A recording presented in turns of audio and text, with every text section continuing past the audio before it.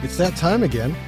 Time for bright, twinkling, festive lights, chill winter's breeze, the promise of well-wishing, the reaffirmation of the familial bonds, and the joys of gift-giving. Cinnamon and eggnog, Die Hard and Home Alone, stockings and Christmas trees.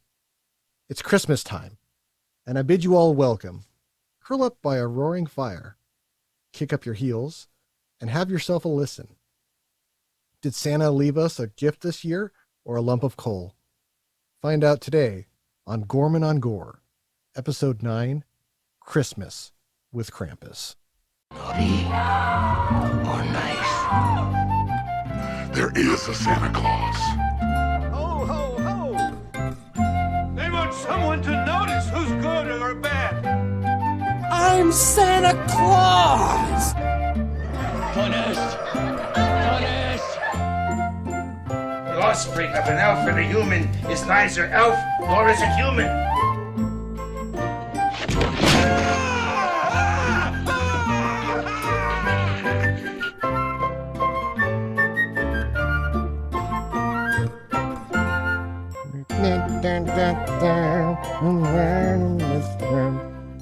Welcome to our horror podcast, everybody. I'm your host, Peter Gorman. I'm pleased to once again have by my side my co-host, Jacob. Hello, Jacob. How are you?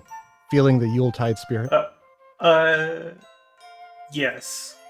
I'm feeling pretty good. So, yeah, how's the season been for you? You know, we haven't talked in a while. Well, that's fine. I went up to see some family for Thanksgiving. Unfortunately, we couldn't hang out, but, you know. Yeah, Jacob, we couldn't. Maybe next time. Well, sorry. Stuff came up. I have like my own little Christmas story. It's ridiculous. So I'm almost loath to bring it up, but I was trying to find a bunch of Christmas sweaters this year. I bought 3. I ended up buying 3. I got one that's just deer with beer, so it's just kind of it's a normal Christmas sweater. It's actually not bad looking. You know, some Christmas sweaters are supposed to look really ugly, but this one just looks fairly normal. And then I got 2 that are just a little weirder. I got a Star Wars sweater, you know, because everyone does. And then I got a what I thought was a Jason Voorhees sweater. It turns out I was wrong. And I didn't realize it until people started commenting on it. And they're like, wow, Peter, I didn't know you liked Wu-Tang. I'm like, what? You're like, oh yeah, you know, that's Ghostface Killer on your sweater. I'm like, is it? I thought that was just a hockey mask for Jason. And you're like, no, man, you got dragons on your sleeves. That's the Wu-Tang symbol. Wait, that should be a kind of a big clue. Well, I just thought they were random dragons. I mean, such is my naivete, you know? Like, I didn't know until somebody at work, it was like this delivery man who was just like, oh, man, I love your Ghostface Killer sweater. I'm just like, what? He was like, yeah, wait, that's from Wu-Tang, man. I was like, you know, I haven't actually, I haven't listened to Wu-Tang. I hope it's okay. I mean, he doesn't like say something weird, does he? I guess we'll find out. I really like the sweater. So regardless, I mean, it's got a lovely color scheme. It's like yellow and green and black. I mean, well, granted, a lot of people don't like those colors, but I like them because they have kind of an intense kind of horror feel to me. I like kind of a, you know, like a yellow-green combo. But, yeah, I guess it's also sort of just like an African heritage thing, and I had no idea. So, you know, whatever.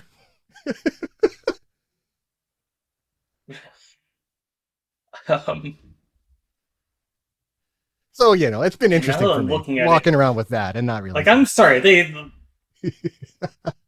Sure. I mean, I feel like you're obligated to at least listen to an album. Oh, yes, I do. And I'm sorry, I should have done that before. I've just been terribly busy. So, you know, so busy, everybody.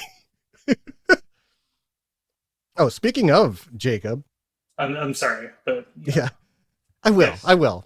I'll give you guys an update on what I think of Ghostface Killer. You know, see some of his more recent work and see, you know, what his oeuvre is like. All right. But in celebration of the holiday season, I thought it fitting that we cover a Christmas horror film.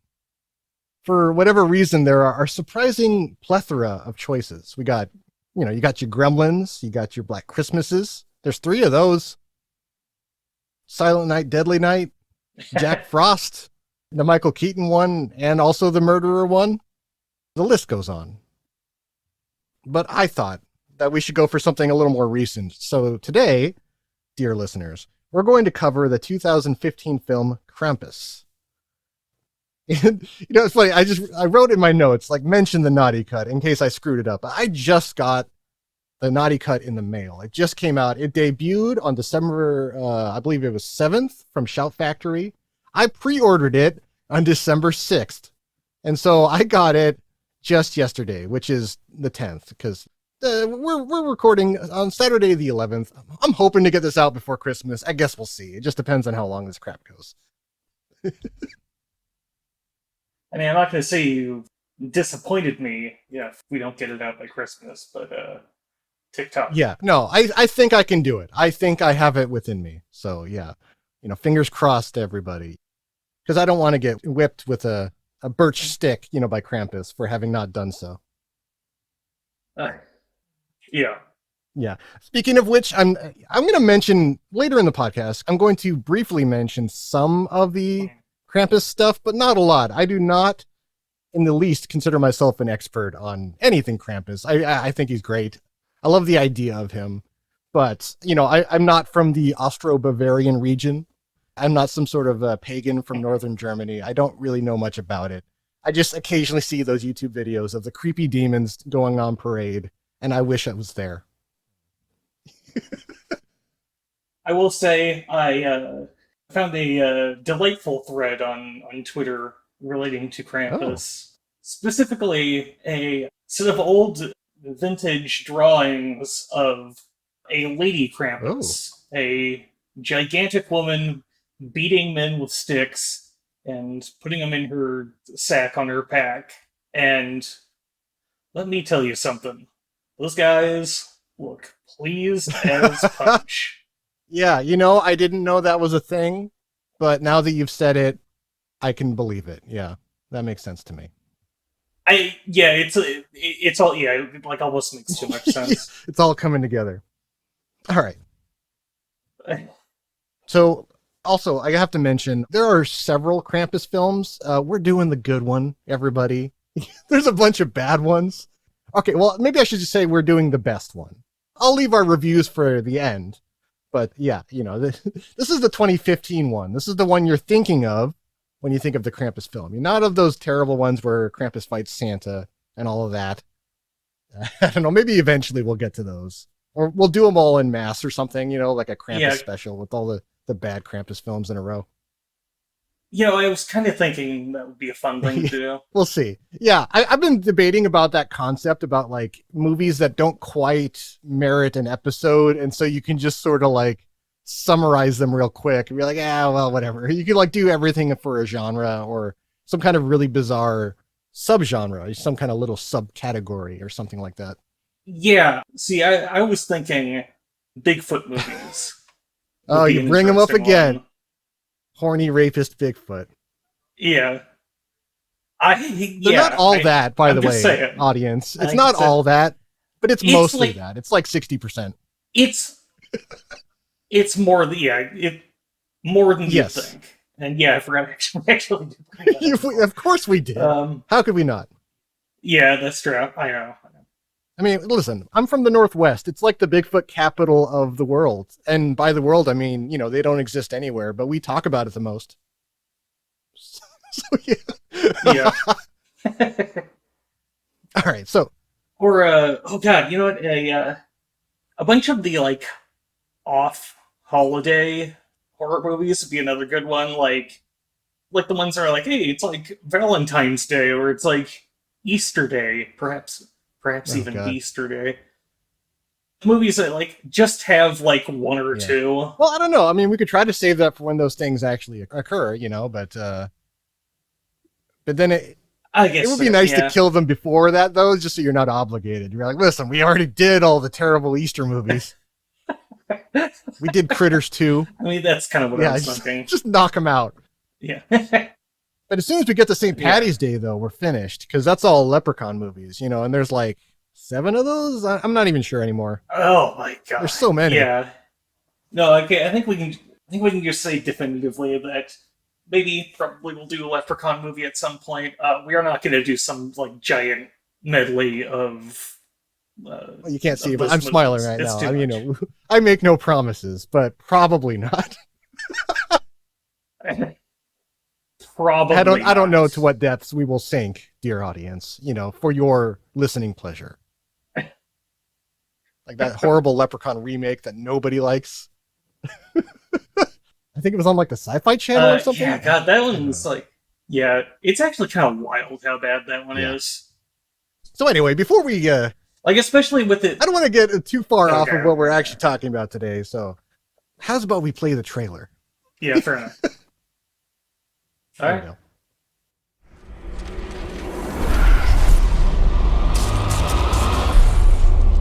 How we were going to survive Christmas with 12 people stuck in a house with no heat and no electricity. Or food. There's plenty of leftovers, Howard.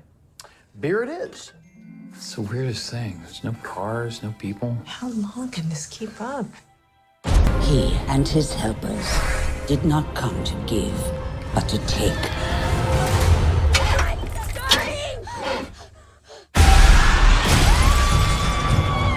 Everybody, hold on to each other.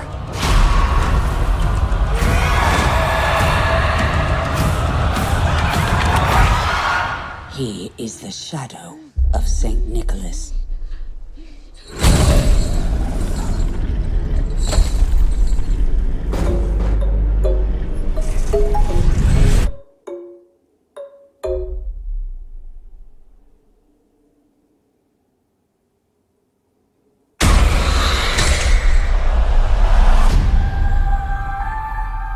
It's Christmas. Nothing bad's gonna happen on Christmas. Nothing bad ever happens on Christmas, Jacob. I forgot how long that trailer was. So yeah, we have a real solid, really solid cast for this one. We got Adam Scott from Parks and Rec. We've got Toni Collette, you know, she's from Hereditary and Knives Out. We got David Koechner from Anchorman films and other stuff, all kinds of things. And then we have the adorable misanthrope aunt, Conchata Ferrell. She's from 2.5 Men. She did that show for 12 years. Good Lord. And she's been doing TV since 1974. I looked her up on IMDb. It's just nuts how much stuff she's done. Huh. I will say, speaking of Toni Collette, this movie is sort of like retroactively, like going back and rewatching it, very much more funny with her in it. Because I can't help but think of her as the mom from Hereditary, and it's like, man, that's really kind of funny now. Yeah. You'll see like her doing a face that you saw in Hereditary, and it's like, okay, that's pretty good. Yeah, it's weird because she plays a nice mom in this, and you keep thinking she's gonna flip out. Yeah. But that's not her role here. She's just a regular mom. Yeah, no, there's like an added, purely unintentional bit of intensity with her character because of that. It's like they hired Michael Keaton, or not Michael Keaton. Well, he freaks out too. But no, I was thinking of Jack Nicholson. Because he's infamous for just doing like flip out scenes. You hire him and then you just have him do like really boring stuff, and like everyone just keeps expecting him to like blow up, and then he never does. Just like, oh, okay. Yeah. It's sort of like those like Nicolas Cage movies where Nicolas Cage just kind of plays a guy. Yeah. Like he'll do those every now and then, and it's like, why? Yeah. What is this? The other day I finally saw Color Out of Space, and he starts as a guy, and then he starts, like, over the course of the movie, he turns into himself from Vampire's Kiss, you know, where he uses that horrible, like, fake accent. Like, I don't know what that is. Yeah. It's really bad acting, but for some reason it's mesmerizing from him specifically. Yeah, I don't know if I would recommend that movie or his performance, but I'm glad for both. Yeah, you know what? I liked it, though. And I would recommend it. So before we wade into the film in our scene-by-scene analysis, rather, generally speaking, would you recommend your common everyday humdrum viewer watch this. Oh, sure. I feel like that's maybe the one of the best things about this movie is such an accessible horror movie. That's true. I would say... I mean, I could, like... go on. I could, like, show it to my younger cousins, you know? It is PG-13, by the way. Or at least the non-naughty cut is. But I will say, though, that what they add in the naughty cut is almost unnoticeable in the offensiveness category. They lengthen a few gory scenes, but it adds almost nothing, and it doesn't really change anything. It's so minor, you kind of wonder why they were forced to take it out in the first place. It's a strange business working with the MPAA. Yeah. So yeah, I would say a week, yes, which I will explain by the end. I'd say, I don't know, there's enough good stuff here that people should see it, but I do have some reservations, which we will get into. Okay. So without further ado, let's have ourselves a merry little Christmas, Jacob. So I watched the brand new collector's edition Naughty Cut. I spent the $30. I bought the Blu-ray 4K combo. I can't even play the 4K. There's a real strong anti-PC thing with 4K stuff. It really doesn't want to be viewed on a PC. It tries so hard to not. In fact, I couldn't play the regular Blu-ray either. I had to burn it, even though I just wanted to watch it. Like, they forced me to steal it to just be able to view it. There was some kind of compatibility issue with VLC, some of the regular players. I was just going to have to go download a library or whatever. It's like, you know what? I already know how to rip stuff. I'm just going to do that. So I spent an hour last night just ripping this Blu-ray onto my computer just so I could watch it. I just bought it off of YouTube. Yeah. That's fine. That's all you need. I should have just got like a DVD or something, but whatever. Oh, that's fine. So yeah, so Jacob watched the theatrical cut. I watched the naughty cut. There's about 4 minutes of difference between the two. Hopefully I caught most of the differences along the way here, but I only just got this cut like yesterday. So, it's fresh out of Shout Factory. So you're going to have to bear with me, folks. I'm doing my best. There's a lot of notable dialogue that is easy to figure out that it's new, but a lot of the trimming of the gore and some of the action is really hard to figure out unless you do side by side. But the time differences mean that it's really hard to do things side by side. I've never done that kind of a playing two things at the same time kind of a comparison. It sounds too complicated to me. So I didn't do that, even though I do have both. Okay, so we get a very frosty and icy looking Universal logo. I love the icicles on it, actually. I don't know if it gave you like that fearsome vibe as soon as the movie started, but I was just thinking that it almost foreshadows how kind of dark everything gets by the end, because for the first half of the movie, it's pretty cheerful, or at least kind of. It's like National Lampoon Christmas Vacation cheerful, like it's cynical, but you're still having a good time. It's only later on where it's just like, oh, all right then, this took a turn. It's kind of funny how abrupt that turn is too. It is very abrupt, and yeah, we'll get to that. We get a fun montage of retail workers getting trampled at I think it's a Black Friday sale, so it must be just after Thanksgiving. Yeah. Well, wait, no, it can't be, because this is a few days before Christmas. Like, it's on the same day, and the boy Max has a bruise, and they're doing a recital for, I think it's a nativity scene. He plays, Max is given a terrible role. I think he's like a deer or something, and he's attacking, I think, one of the three wise men who said something mean, and so he started, punching him out. But before all that, there was some kind of a sale. I guess it's not a Black Friday sale. It's just some other kind of sale. And one of the retail workers just leaps out of the way rather than try to stop the crowd. I kind of related to that lady. It's like, oh, whatever, guys, just take it. Yeah, I've worked on Christmas. It's not fun. Yeah. I did a stint in Toys R Us years ago, and it's all just madness. There's no stopping the flood. No. I will say, I thought it was funny. I noticed that sort of in the background, one couple, mother, husband, Yeah. they're buying a just gigantic box of Pop-Tarts. It's like that and wrapping paper. It was very silly. For some reason, when I was working at Toys R Us, that was one of the things they sold. It was like all toys, and then at the very front, it was Pop-Tarts and ice cream bars in freezers, and I don't know why they did that. So they must have had some kind of a deal going. I don't know if that was some kind of weird implication of the movie, but that sounds a little too deep cut for me. It's probably just a random product they threw in there. Yeah. I guess as far as like junk foodie stuff, young me probably would have been pretty psyched to get a huge pack of Pop-Tarts. Yeah. It's good college food. You don't even have to cook it. You just shove it into your face. Yeah. Have to say, if you're going to do that, by the way, you want the, I forget, either the s'more, I think, was really good. And also there was one that was called like Jungle Berry or something like that. I forget. Wild Berry. That one was pretty good raw. Try one of those, guys. I feel like I mostly just stuck with the cherry. Yeah. Well, that's pretty basic of you, Jacob. I know. But it's like the most common one. Yeah. So the title comes in early. It's framed in a wreath overlooking the consumerist chaos. Not to come in too hot here, Jacob, but does the movie think that we all deserve to die? I mean, is that the point of all this?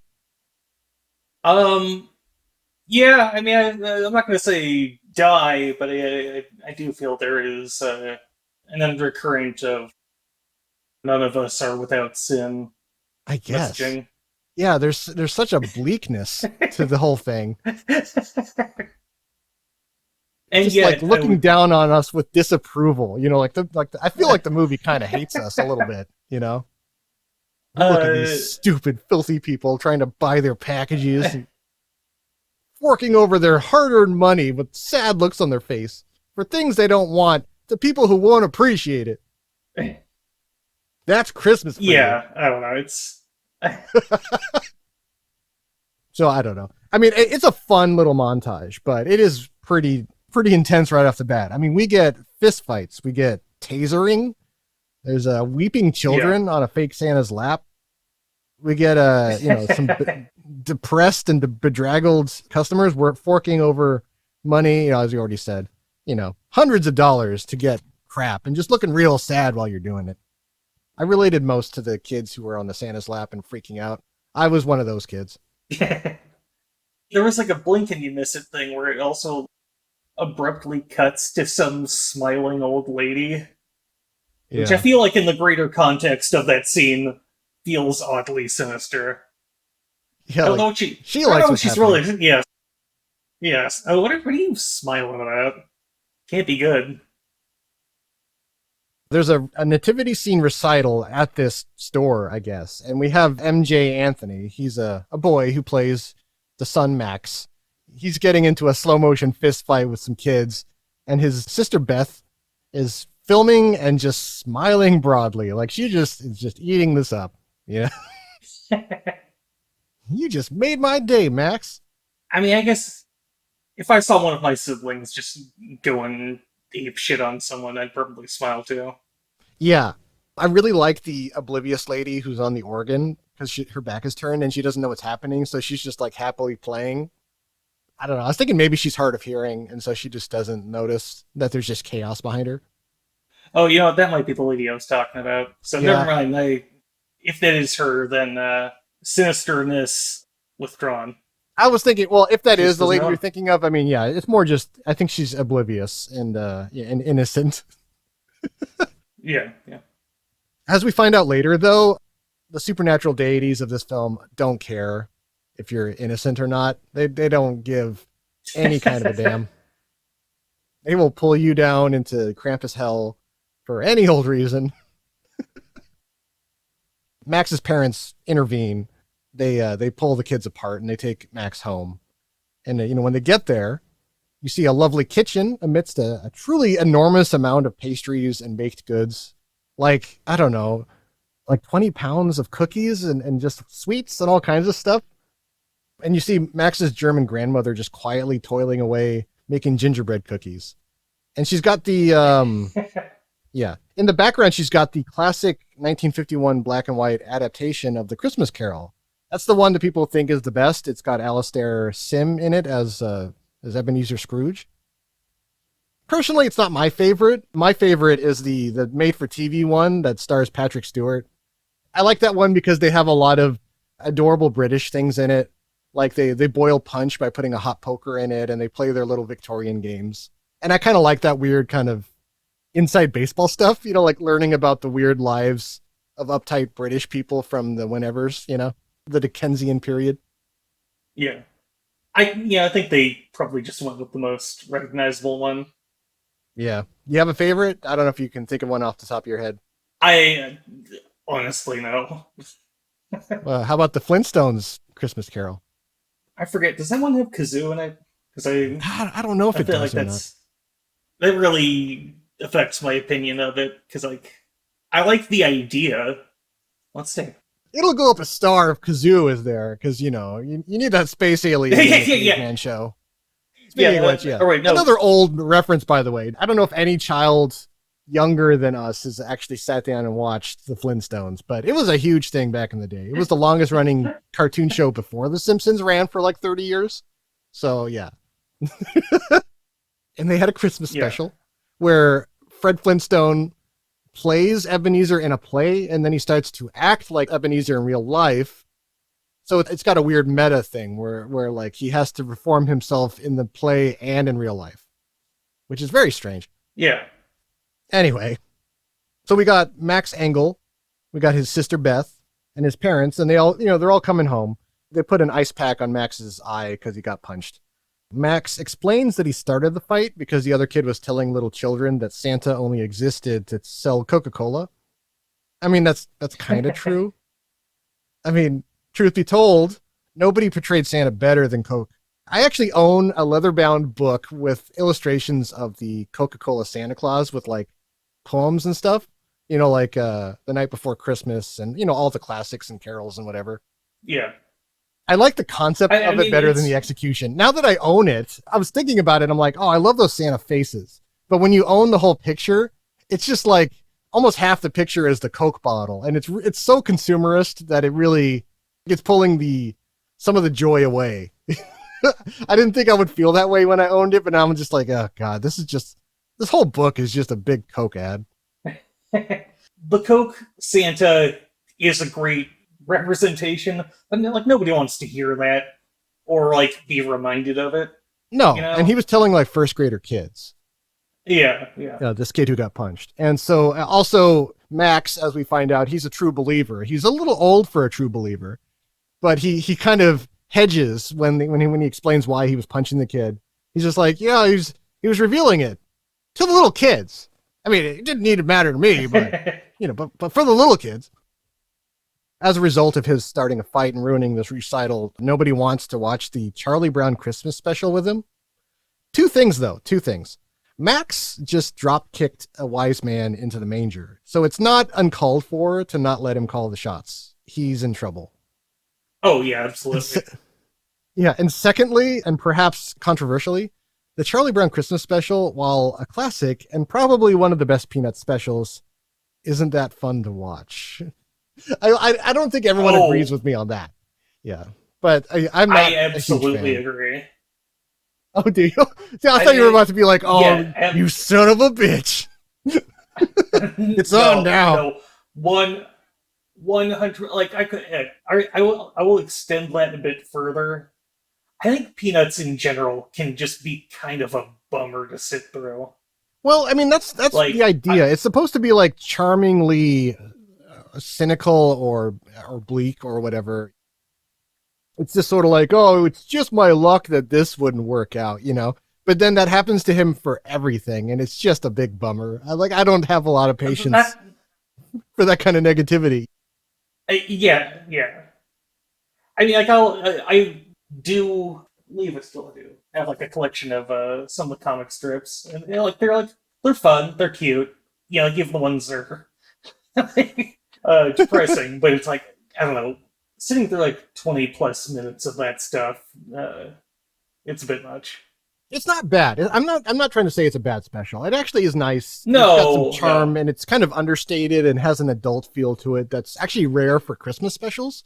It's just that it only gets good for me right at the end because everything's real, bleak and kind of empty until finally they have they rebuild the Christmas tree and they have a little song at the end. And it's like, hey, there's one nice moment in your whole miserable life, Charlie Brown. If you want to skip to the end, I'll sit down for that part. That's fine with me. Yeah. When I ordered the Coca-Cola Santa book, the bookstore accidentally initially sent me a fancy leather-bound Peanuts Christmas special book. And I'm going to tell you right now, I'm going to tell all of you that when I opened that package and saw Charlie Brown's face on the cover, my heart sank. I was so upset. I thought I had made a mistake. I'm just like, I can't believe I ordered this book. I am such an idiot. And then I looked it up and it was like, oh, wait a minute. They just sent the wrong book. So thank God. I sent that thing away immediately. Post haste. Take this back. I wouldn't take this if you were giving it away. I mean, they probably wouldn't let you keep it, to be honest. Yeah, maybe. I don't know. I feel like Amazon's oddly lax, that kind of thing. That's fine, whatever. Just keep it.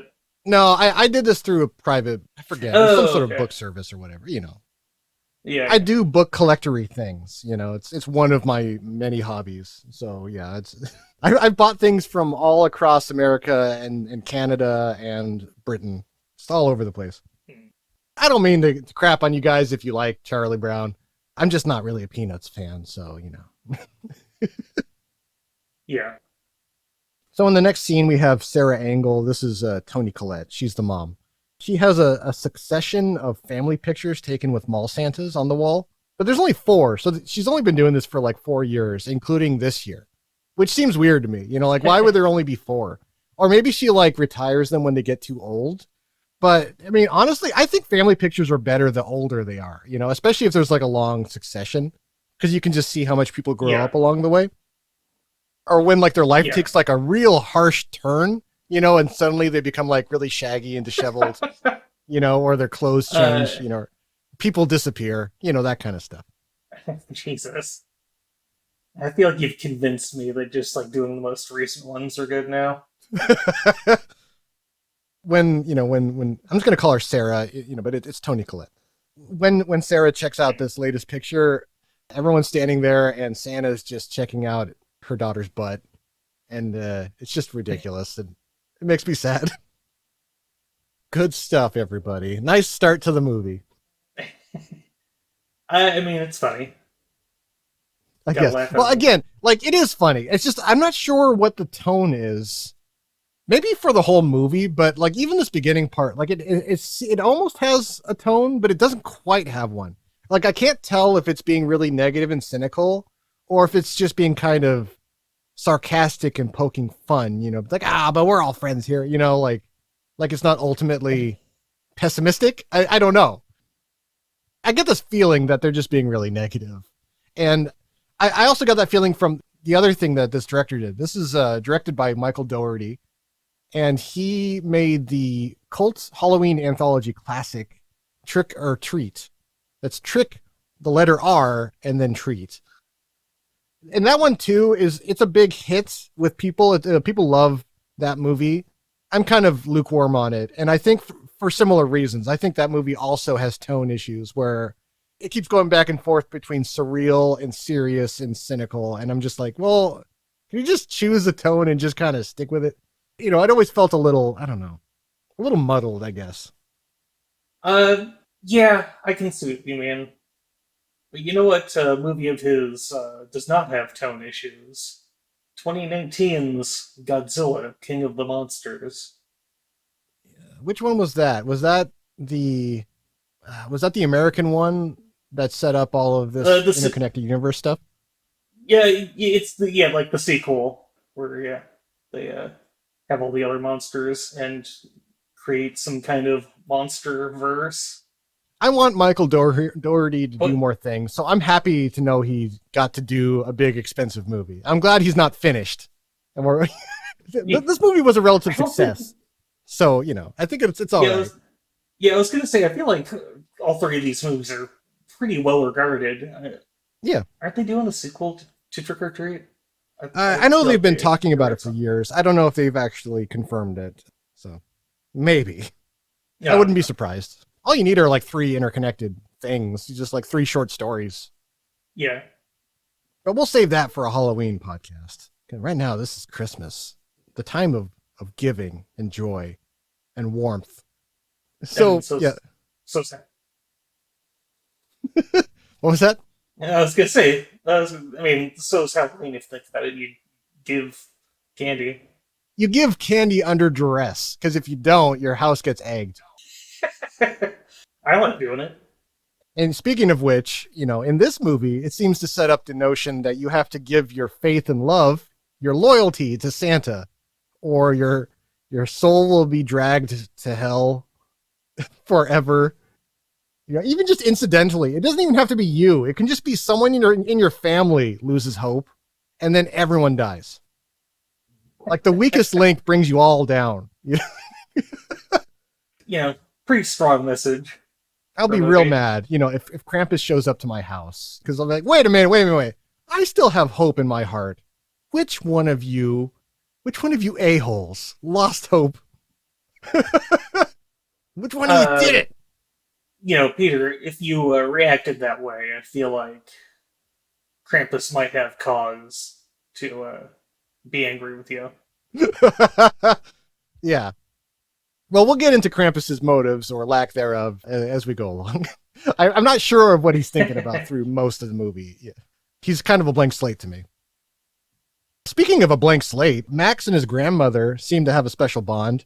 He calls her Omi, which is sort of like a slangy thing for like grandmother in German. He understands her German, but only speaks English to her. And she understands his English and only speaks German to him. What is with that? I don't understand. This grandma is so weird to me. I feel like she's like one of my favorite characters in this movie just because she is this odd German grandmother. Yeah. Well, no, I like an odd German grandmother, but it just feels like she's being like deliberately opaque. It's like she doesn't want to help anyone and she doesn't want to talk to anybody. Yeah, she definitely has a kind of dark and secretive aura to her. Yeah. Omi tells Max that to believe in St. Nicholas is to believe in the holiday and in sacrifice. And then she just gets like a real ominous look on her face, like she's thinking back to her old cult days or something, like seeing someone tied to a table. We all have to make sacrifices. I was only 10 when we lost the Battle of Berlin. Father said we had to go away. We all knew he would never willingly go to Nuremberg. He took his own life that year. What was that, Omi? Oh, nothing.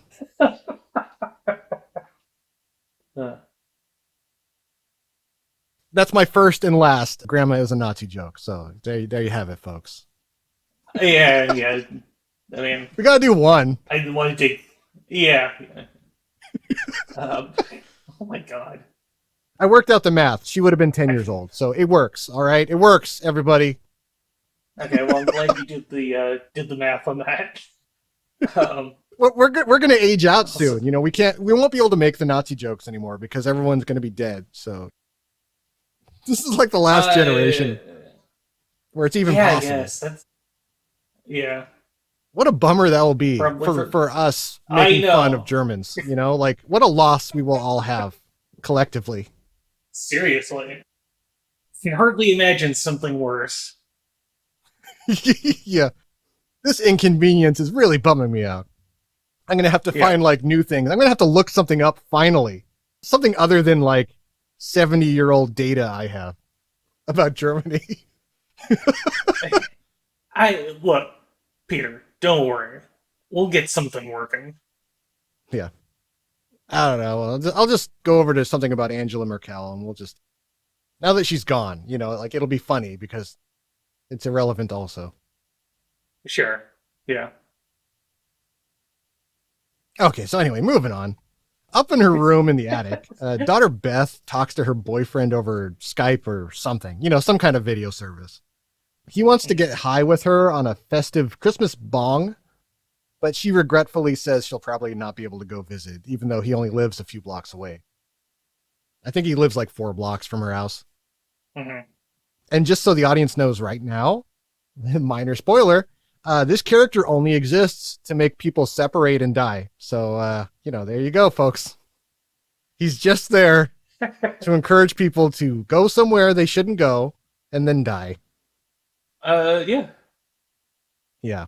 I don't know. I don't know why I'm such a stickler for it, but I am very irritated by like I don't know what you call it, like a domino effect of like one stupid decision going to many more stupid decisions. I prefer that, I don't know, it's more tragic when people are doing their best and it just doesn't work out. It just seems like it's a lazy writer thing to just make people stupid and short-sighted, when they're just doing stuff hastily and then people have to save them because they did something hastily and that leads to more hardship and death. I don't know. I don't feel like what went down was terribly unrealistic. Also, I did have a thought about this actor. Do you think he goes around saying that he was in the movie Krampus? Because if I was him, I definitely would. I mean, yeah, because you can't say that he wasn't in it, but he was in it for half a minute. Yeah, I mean, not to reveal too much, but later on they go to his house and he's not there either. So he's just never there. Yeah. Okay, so Dad is downstairs drinking a Talisker 10-year-old single malt Scotch whiskey. I just happened to pause the movie when he had the bottle out. I was like, hey, I could just look this up. I've actually been trying various scotches. They all kind of taste like the same, for cleaning surfaces. It's the tradition. But I haven't tried a Talisker 10, so I can't tell you one way or the other if this is a good thing. It seemed like it was kind of a pricey bottle, so, it's probably good. I also just like that he has to prep himself in his own quiet male way before all of the in-laws show up at their house and just create chaos for the next 3 days. Yeah. Mom Sarah has to psych herself up to work up the nerve to open the door when they knock on the doorbell. Or no, knock on the doorbell. They ring the doorbell, and they ring it a lot. I hate people like this, by the way. I know I'm not allowed to punch you in the face when you come to my door, but if you ring my doorbell a lot, I do briefly have that impulse. Just what are you doing? Just stop. I mean, I guess maybe if you don't know how people are going to be, maybe it makes sense. I know that whenever I went over to my pal Dave's house, or our pal Dave, I would knock on the door with both fists and just really freak them out. Oh, I bet he loved that. Oh, I'm sure he did. Yeah. Because he was usually sitting right near the door. Oh, it's Peter. Okay. All right. Yeah.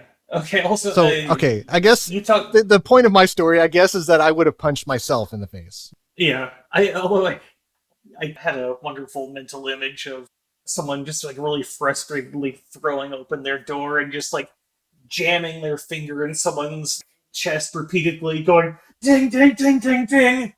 Yeah. Back at them. Yeah.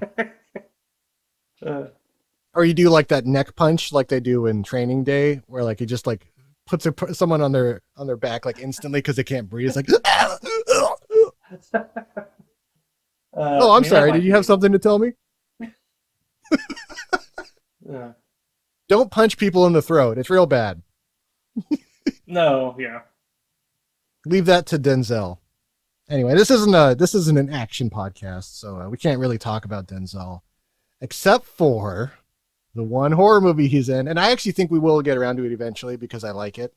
I don't know. Do you remember that film? Just off the top of your head?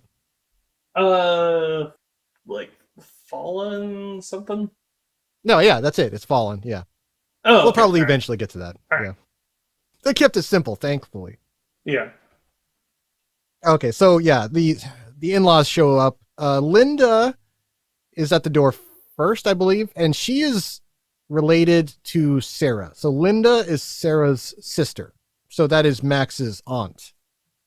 And then everyone else is an in-law of some sort to Max, at least. I don't know who the main character is in this. I kind of feel like it's the parents, but by the second half of the movie, it kind of becomes Max. So I don't know. I guess that's part of the tone thing I was talking about. I'm not really sure who the focus of the film is supposed to be. It's kind of the family in general, sort of. Yeah, so Sarah psychs herself up. She opens the door. She greets them. And then Linda says she had nothing but crazy talk radio for 6 hours. Oh, God, 6 hours. Oh, Jesus.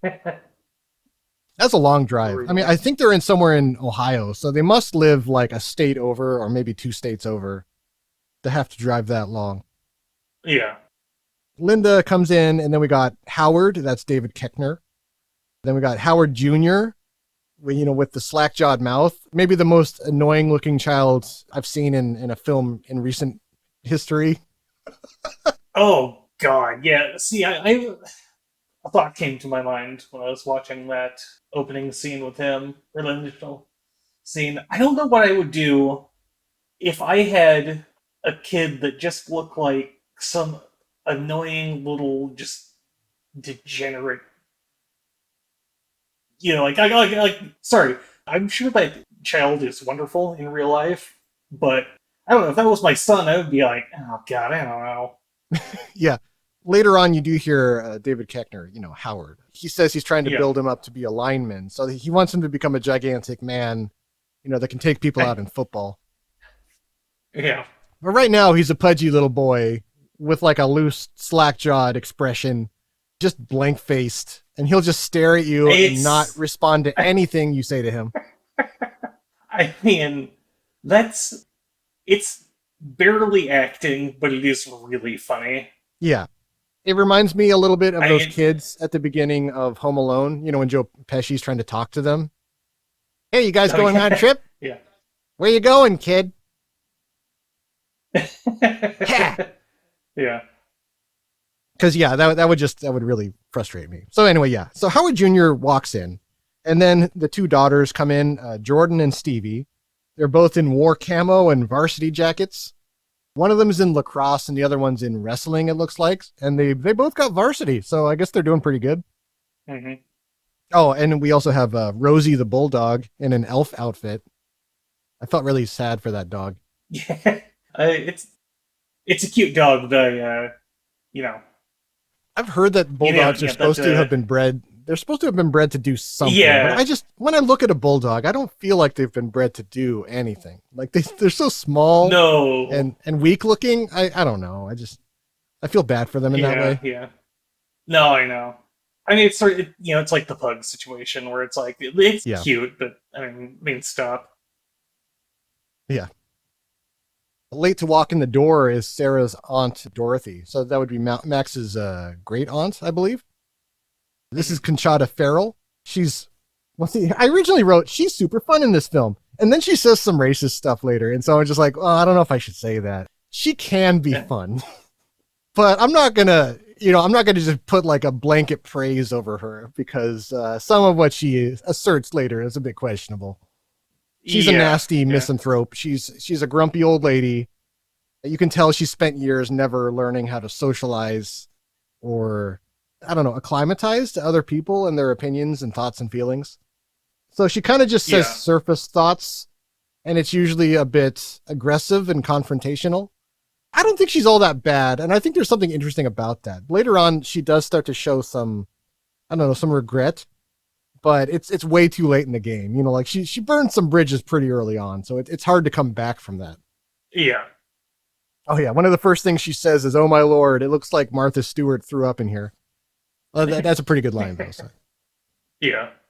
Oh, yeah. And there's one more family member that I forgot about. And speaking of which, not just this scene, the movie and everyone forgets about this character over and over again. It's a little baby Chrissy who they left in the car. Linda, the mom, is just like, "Hey, Jordan, I told you to take the baby in or bring it in, or bring her in." And Jordan's just like, "It's not my baby." So it's not entirely Linda's fault. She did try to delegate her, to somebody to bring the kid in. I mean, I'm not a dad, or at least not that I know of. But I assume when a parent is unloading a car with lots of passengers, you go babies first, and then food and dishes, like prepared meals, and then older kids, presents, and luggage, probably in that order. Yeah. Like why would you finish with the baby? It's so horrible. I mean, I know it's a joke, but it really bums me out. I was just envisioning they're all coming out of the car and they're just leaving the baby. I don't like that. I don't like it at all. But yeah, Jordan refused, so maybe she's the real monster here. Like everybody else was on the level. Linda explains to Sarah that Aunt Dorothy basically invited herself into the proceedings. Like she was going to pick up presents and Aunt Dorothy just came out with luggage. Like, oh, I guess we're coming along too. Oh, great. Oh, God. And I will say that exploiting the polite forbearance of family is the strategy of misanthropes everywhere. It reminds me of when Al Pacino invites himself to his brother's Thanksgiving dinner in the movie Scent of a Woman, and just capital R ruins that meal for everybody. You gotta respect it. You don't need to see that movie, but you should watch that scene. It is an incredible ruining a dinner scene. He just goes way out of his way to just make everybody uncomfortable. And I think at the end, his brother chokes him or something. Like, it gets real out of hand. So yeah, it's like that, everybody. Except this time it's Aunt Dorothy. So then they get to the meal. Speaking of meals, they have this big fancy meal that Sarah prepared, and it looks beautiful. It's really fancy food. But brother-in-law Howard and Aunt Dorothy both work very hard to ruin this particular Christmas dinner. Howard makes fun of Sarah's husband, Tom, for growing up as an Eagle Scout, and then he tries to preach the gospel of gun ownership. I mean, look, he was definitely right to mock him for growing up as an Eagle Scout. Well, first off, we have a friend that's an Eagle Scout, and getting up to that rank is really hard. Hey, Dave. No, I know. No. We're not racist against Scouts. We have Scout friends. No. Yeah, no, just poking fun. Come on. Token Scout friend. It's okay. Let's... I don't know. It's weird. I don't know why Howard hates Tom. I think it's kind of a jealousy thing, but I don't know. It does seem like he's been hating him for years, so he's just looking for stuff. He's just trying to pick a fight. Yeah. I do love that scene. It was in the trailer where David Koechner is like eating the whatever it is, some bird. I think it's turkey. And he's just like, oh, the bird's a bit dry, and Tom's like, oh, mine's good. And he's like, well, mine's a bit dry. Well, you want to switch? I do like, at least, most movies, they don't have the hasty advice thing that would happen in real life, but Tom actually gives hasty real advice. Like as soon as Sarah storms out of the room to make creme brulee for everybody, Tom is just like, could you just say something nice? Could you please? She has worked so hard. It's between Howard making fun of Tom and then, making it seem like everyone's a wuss. And then Linda criticizes Sarah for preparing food that's too fancy? ? I mean, I'm not sure why she's resentful of it. No, that's definitely that's a thing. Is it a thing? Oh, maybe again, it's like a jealousy thing, or maybe it's like think you're showing off or putting on airs or just making stuff that no one would want. I'm not, some combination of those things. Yeah, I read a funny story by or an article from a guy. It was like, the guy made some fancy meal for his family, and they watched him do it, and then they just didn't eat it. Wow. And it's amazing. The guy is a grade A asshole, but I read that story and I'm like, man, honestly, I kind of get it now. That's pretty brutal. Yeah. And when Linda criticizes the food, Aunt Dorothy says well, who doesn't bake a Christmas ham? What are you, a Jew? Which, what do you even say to that? It blew my mind. Yeah. Because I didn't bake a ham? What would it matter anyway? Oh, God. Where do you even begin with that? Yeah. It's just terrible. As a side note, Linda's baby, Chrissy, she's throwing Sarah's homemade Gravlax on the carpet for Rosie the Bulldog. I only know that because Sarah name drops the Gravlax. So I actually looked it up. It's a salmon dish that is covered in salt, sugar, and dill and left to cure for at least 12 hours, but possibly days or even a week or two. So she took a really long time because she said she made it. So she took at least 12 hours to make this stuff. And then they're just like throwing it on the floor and the bulldog's just eating it. Yeah. Granted, it's a Scandinavian meal and they're not Scandinavian. So, you know what? Maybe she is showing off and maybe you should throw it on the floor. Show her for trying to expand your horizons. So yeah, support Sarah. She retreats to the kitchen to prepare the creme brulees, and she does it in individual portions. And like, this is one of those things that's a minor point, but I just love how thoughtful that is. It's not a big bowl. It's all like a bunch of little mini bowls. So you get your own. You don't have to like scoop around and, and navigate, Yeah, I really, I don't know. It's some kind of positive OCD thing with me. Oh, I shouldn't say that. You know what I mean? Like I like how orderly it is. It's nice. Yeah. She's got the flamethrower thing. It's great. I love those little flaming things. I feel bad because my stepdad has one of those and he uses it a lot and I don't know what it's called. I don't either. I like the idea of getting one, but I don't know what I would use it for. Yeah, I mean, it's good for making caramelized layers on stuff, like roasting a bit of sugar. You could probably make really good s'mores that way, like roast it instantly. That'd be kind of cool. Oh, but sure. yeah, generally you don't really need it. It's just kind of neat. Oh, also, one detail. I don't know this for certain, but I guess like a shout out to Maverick Flack, Howie Jr. for just double fisting what looks like a huge amount of Mountain Dew for a scene that they definitely had to do multiple takes on. Yeah. He drains like a whole bottle of some kind of knockoff Mountain Dew, and then he just belches into Beth's face, and she goes to leave, and then Sarah has to make a face at her like, don't you leave. And then she just like sadly sits down again. It's pretty good. Yeah. I don't have as much political disagreement amongst my family, but we do still have some of that kind of boorishness where like it's gross enough from some of the younger ones that like, yeah, every now and then we just look at each other like, oh God. I really relate to. I have very little tolerance for that. I half expected the kid to like throw up a little bit because he belches too forcefully, and then I would leave the table. I was like, all right, I'm out. Yeah, no thanks. Gotta watch out for Howie Jr. He's got acid reflux. So yeah, while Sarah's preparing this awesome treat, I mean, it's a flan dish. I don't like flan dishes, but it's just the fact that she's preparing it. It's so thoughtful and nice. And Aunt Dorothy trundles in, maybe not picking up on the fact that Sarah's basically hiding from them. And she goes in to criticize her food some more. She's like, oh, this clogs up my pipes. Why do you do this? And Sarah just angrily banishes her back to the dining room. It's amazing. She's just like, get the hell out of my kitchen. Yeah. I will say, I strike thought you down that with was a bolt of lightning. I thought that was kind of funny because I feel like most other movies would have had that scene where she gets told off way later in the movie. Yes, like at the end. You're right. Yeah. Oh yeah, and she does have a really good line. I almost forgot because Dorothy, she's criticizing everything she's done. She's just like, why do you make this food? Why? And then Sarah's just like, oh, okay, fine. Why don't we go to your trailer next year and you can serve us meals? And it's funny because Dorothy doesn't even consider it an option. She's just like, oh, wait, no. Okay, no. I'm sorry. Like she starts to apologize. Well, okay.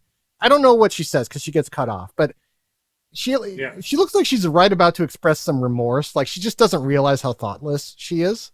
But then Sarah just cuts her off and just like, just get out of here. Yeah. Which is interesting to me. I like that they don't make her Aunt Dorothy. They don't make her mindless. She's just a little unaware.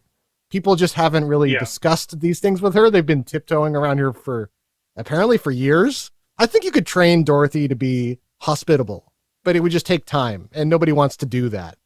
So, that's the issue.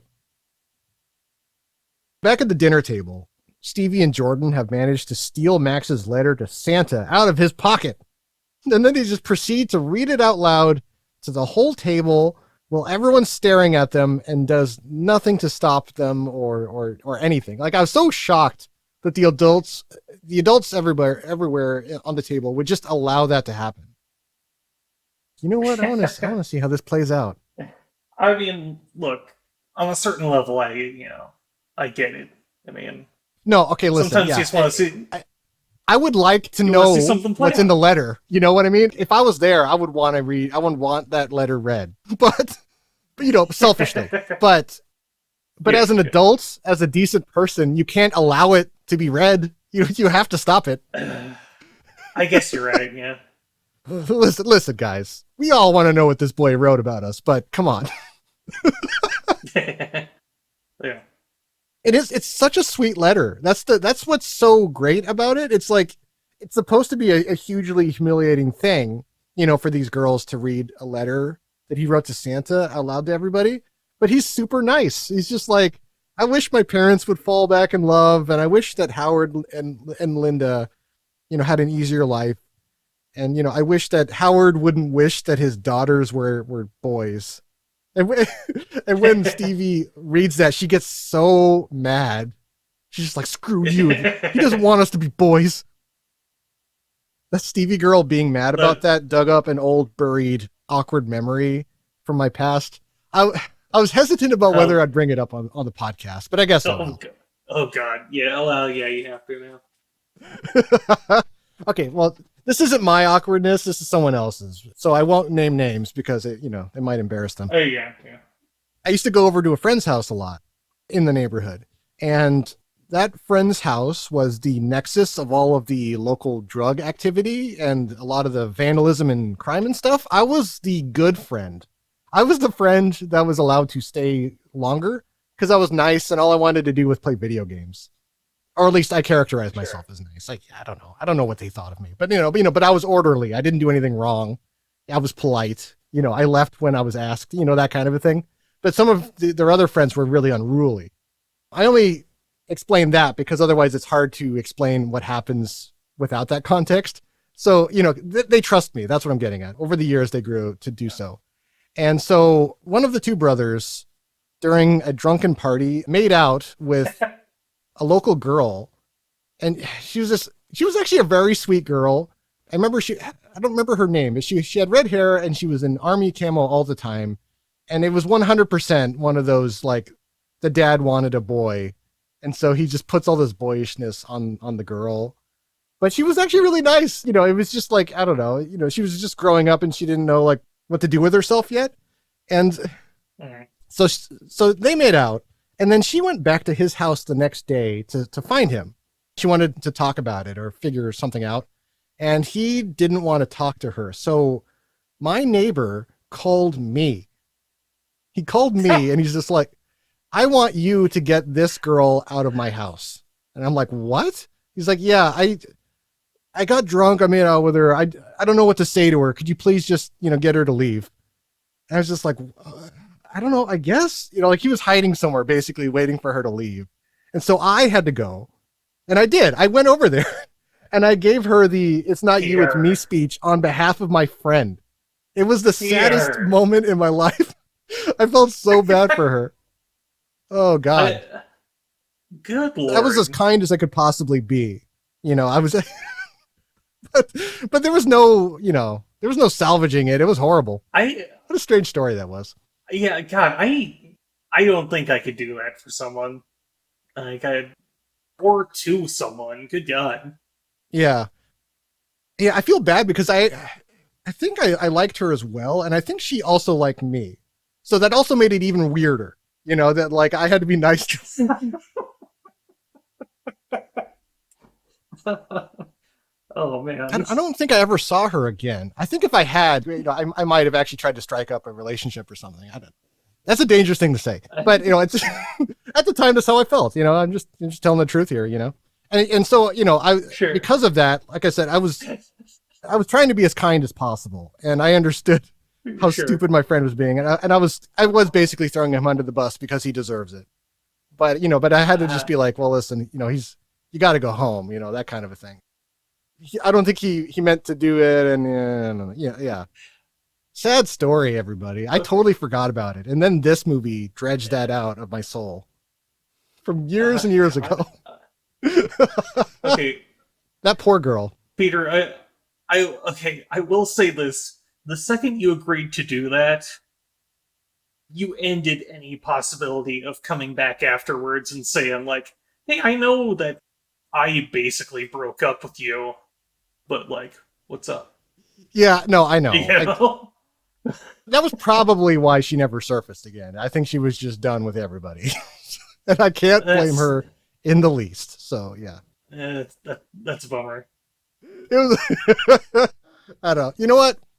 Listeners, you can tell me, like, I don't know, should I have told that story? I guess we'll find out, huh?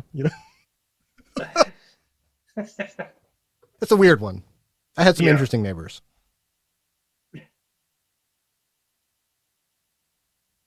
Back to the story. Max flips out. He tries to get the letter from Jordan and Stevie. He manages to get it from them, but then, they're separated. And, Max does the old, I hate you, I hate Christmas thing and just runs out of the room.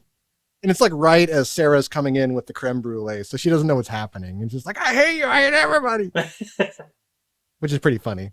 Like, I feel like she probably had just recentered herself. She got back into the, like, I can go deal with these people thing again. And then immediately, as soon as she comes out, her son is like flipping out and running away. What a rotten night for the Angles. Max goes to his room and is sad. His dad, Tom, checks in for a chat. He asks Max to try to see the good in everyone. The old, I know they suck, but it'll only be for a few days dad speech. I know that, or at least in theory anyway, that dad speeches tend to be pretty perfunctory. They're just sort of like, listen, we know this sucks, but this sucks for everyone, son. So could you just suck it up? Just suck it up. Yeah. Everyone really loves a, like, dad phoning it in speech. Yeah. He tries. I mean, I don't know. They do try to make... Tom is, like, a little flawed, but I actually think that Tom is the dad. I think Tom is one of the nicest characters. He really does mean well. He just seems like he's a little distracted.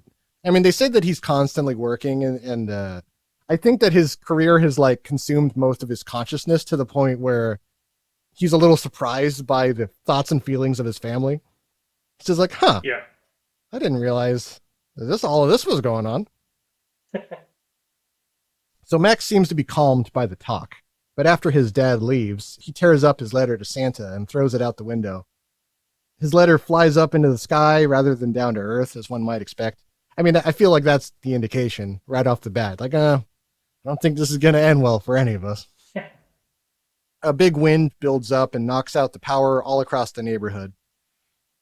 I don't know. I wonder if it's because there's a value in innocent, like, virginal people. I was going to say boys. It doesn't have to be boys. But what I mean is, like, I know there's that old thing about in rituals, they say that a more valuable sacrifice is one that's like a virgin or, pure or untainted, or maybe someone who's like a very strong believer in a faith that you don't have. Some of the really old stories those are real fun. We're like, hey guys, we caught a Catholic. We got to roast this guy immediately. Pray to your gods. It'll give us more, like, potency in our sacrifice. So I wonder if this is like that, where because Max is a pure and innocent boy who actually believes in Santa Claus in his heart, and then he doesn't believe, like, it goes away. It becomes a greater sin against the universe, or it's a bigger loss. Draws the attention of the dark gods of commerce. They have to come take everybody away now, because this one boy lost hope. Yeah. I mean, I don't know. On IMDb, on the DVD case, in the articles I read about the new Naughty Cut, the movie is always summarized as Max accidentally summoning Krampus. I mean, is this all his fault? Or, I don't know. No, or maybe I don't buy that. I don't know. Yeah, maybe his little ray of hope and innocence was just preventing evil from befalling his family of mostly rotten people. Maybe he was the last thing that was just like, maybe Krampus would have come years before, if not for him. Mm-hmm. That's almost a good message, because then it's not Max's fault. But I feel like the movie is kind of being like, I don't want to say it's your fault, but it's kind of your fault. I don't know. I feel like it's more of that, do the right thing, or else. Or else. Yeah. Yeah. I mean, isn't Max entitled to his feelings? He's just a kid, for God's sakes. He's allowed to lose hope now and again. People have been treating him very badly. Max wakes up the next morning to see an enormous snowman out in his yard facing the house. It looks like it's like at least 8 feet tall. It's got an enormous hat that's like probably 2 feet all by itself. There's no way anybody had that hat just like sitting somewhere. Like, I'm going to make a huge snowman, and then I'm going to have like a Mad Hatter hat that I'll put on it. I've been saving it in the garage. I use it as a sack in the off year. It's full of Christmas supplies. Yeah, that's one of those things where I feel like I don't think the writer, when they were writing that scene, intended for the snowman to look like that. No, I mean, in a way I like that because to a kid, that's what he would look like. And also to an adult, even if it was wrong, they would refuse to acknowledge that something is wrong like that because it's too mundane. I mean, when he points it out to them, they're just like, yeah, whatever, there's a snowman in the yard. If someone told me that, I would at least look, and be kind of fascinated. It's a creepy looking snowman. I mean, like, I would be concerned. Yeah. It looks like it's got a bomb in it or something. Yeah. You hear about that story where somebody put a snowman around a tree trunk, or maybe it was a rock, I forget. But then somebody tried to run down the snowman and just destroyed their car. That was pretty good.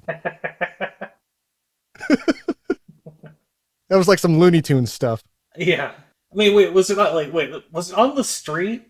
It was in the yard, so they drove onto his yard to destroy the snowman. Okay, yeah, then... So it's extra wrong. I wonder if...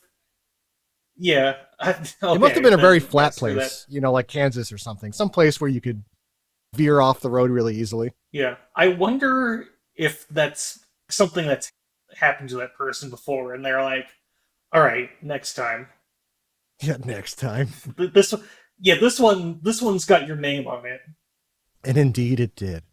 Yeah, like this snowman in this movie, he's huge in a way that he shouldn't be. He's got a gigantic bottom. It looks like a man is hiding inside. Spoiler alert later, he's not. There is no man in there, so I don't know why he looks like that. I think the guys at Weta, those New Zealanders, they did this movie. I don't know if they did all of the visual stuff, but they did a lot of it.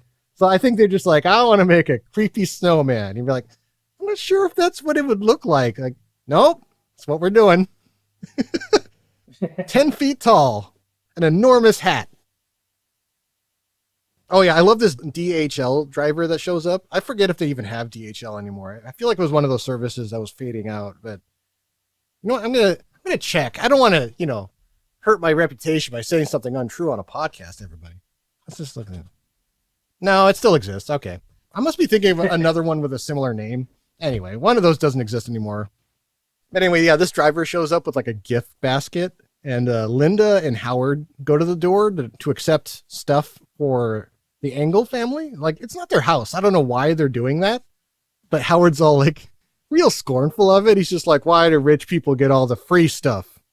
It must be Democrats. And that's not me saying that. That's in the movie, all right? That's the movie doing that. Yeah. So blame Michael Dougherty. He wrote this as well. He didn't just direct it. It's a good joke. I got a laugh out of it. Oh no, I did too. But but still. Yeah, but amongst the gift basket is also like a big obvious Santa bag full of gifts. And the DHL guy is just like, I don't know what this is. This was here when I got here. Maybe it was another service. And they just bring it in without looking at it. I feel like if they had checked it out, they would have known that there was something weird about it. It's all like antique boxes and like weird stuff piled into like a satin bag. Nobody's going to be delivering it in a bag like that. They don't really question it at all. No. I mean, I guess like, I don't know how much I'd question free stuff either. I get, I was trying to give him some crap, but maybe you're right. Yeah, maybe I would just take it and just not worry about it. I mean, yeah, I don't know. It happens so rarely. Yeah. So Beth wants to go check on her boyfriend, the one that lives 4 blocks over. In the naughty cut, a scene is added where Aunt Dorothy says that she had to wait 2 years for her boyfriend while he was out fighting Charlie. So, there you go, guys. That's one of the glorious upgrades when you get the naughty cut. Sweet. Nice little racist Vietnam joke. A lot of these scenes are just lengthened slightly. So, often you'll have the same scene, but it just goes a little longer and they say like one or two extra lines. Mm-hmm. Sarah doesn't want to let her go, and Tom does for some reason. Maybe because he's a bad dad, or maybe because he just wants his daughter to be happy and live free. I don't know. But it's already blizzardy out there, so I don't know. I don't think I would let anyone leave. But, nevertheless, they let Beth go, and she immediately runs into Krampus. It's like a block away. She just immediately heads outside, and he's just out on the roof, just wandering around. Yeah. I think the first shot is also really great. No, he looks great. I do like his design. He's like a huge horned figure with a hunchback striding around on the rooftops. He's got a huge stride, and he has like a mega jump that just goes up several stories whenever he leaps straight up. Yeah. So Beth sees him. She runs away. She flees to the DHL driver in his van, and he's frozen to death, like inside of the van. What did that guy do? I don't feel like he's involved at all. And yet here he is dead. I mean, I don't think anyone in that neighborhood really got spared. It's not clear. Everything seems very abandoned. It's not just that the power's out, it's that everyone seems to be gone. And it seems like maybe Krampus and his crew had gone around and systematically murdered everyone like the night before or over several nights. Possibly. Or all in one night. How could he do that? Through the power of Christmas magic. Yeah, really. Speaking of which, by the way, Krampus knock is, I believe it's December 5th. It's supposed to be the day before the Feast of St. Nicholas, which is the 6th. So this is 3 days before Christmas, just regular old Christmas. So it's wrong, everybody. It's wrong. Oh, something I thought was kind of interesting about this scene is I feel like in other movies, the first person to see Krampus would have been the brother and not the sister. Yeah. And they would, how it would have played out was he'd, go out, he'd see him, he'd escape and come back, and he'd be like, guys, there's, a guy out there, and then, the parents wouldn't believe him. Yeah, that's the normal formula. Yeah. I mean, a lesser movie would have done that, so, it's nice to, I don't know, I'm not going to say the movie doesn't, fall into a certain kind of formula, but it does a good job of, switching things up. Yeah, it sets an immediate tone, though, which for me was ominous, because they already set up that Beth is a little annoying, but she's actually relatively nice. She clearly cares about her brother. She's not a bad person. She's just a teenage girl. She's just growing up. And so having her, I don't know if she dies or just gets kidnapped right away, sets a real dark tone for about how things are going to go. It gives a real nobody's going to be spared feel right off the bat. It's just like, ain't nobody getting out of this.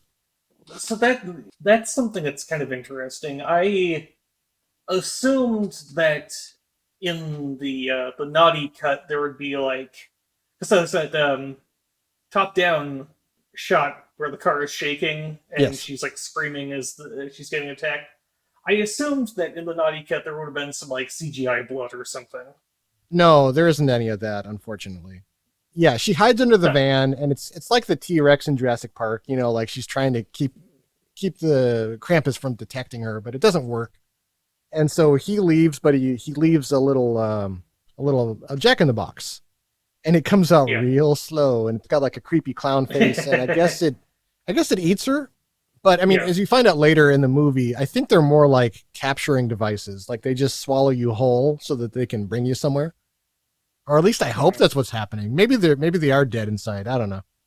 But yeah, she gets caught right away, which is kind of a bummer. Yeah, I don't know. It feels like that scene was shot with that kind of gore in mind, which I guess was maybe a little too exploitation for this kind of thing.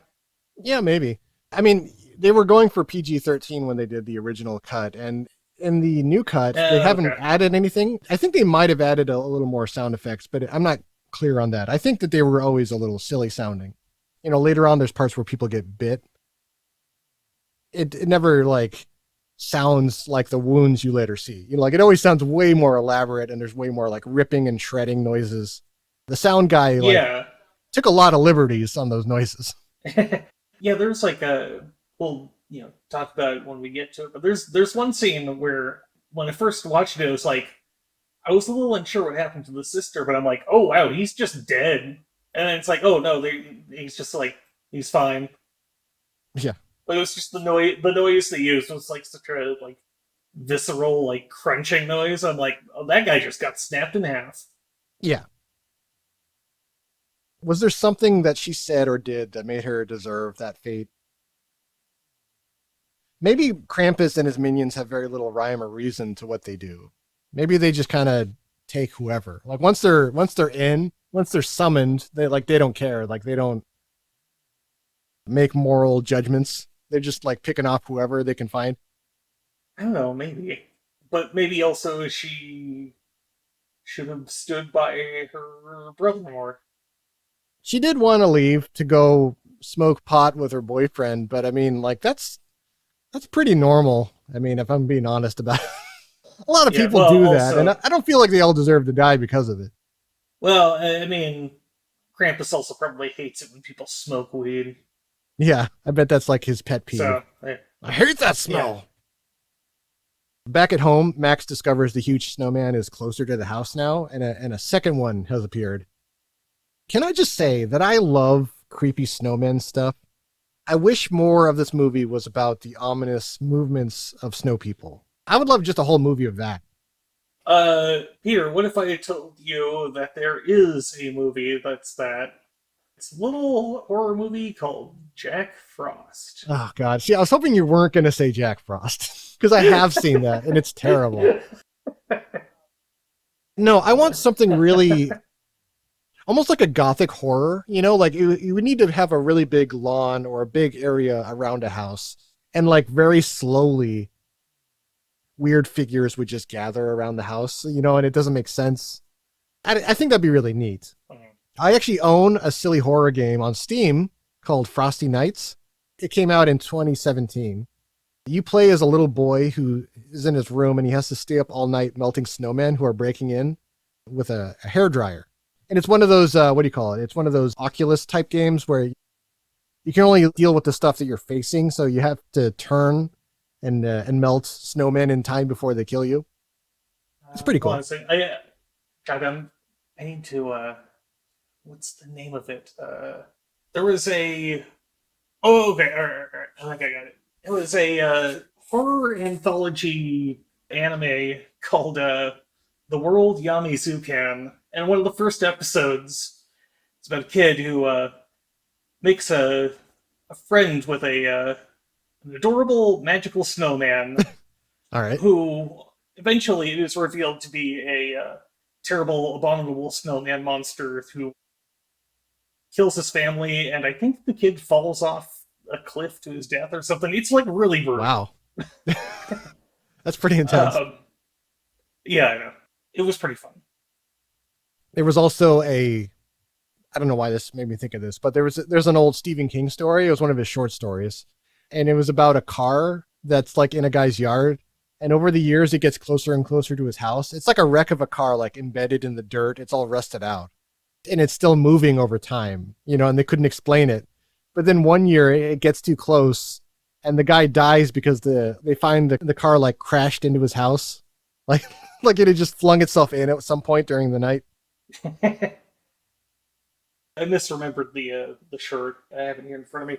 The snowman wants to be his friend forever, so he pushes his father off of a cliff, but the father doesn't die. The father just is terribly injured and then watches as the snowman eats his son alive in front of him.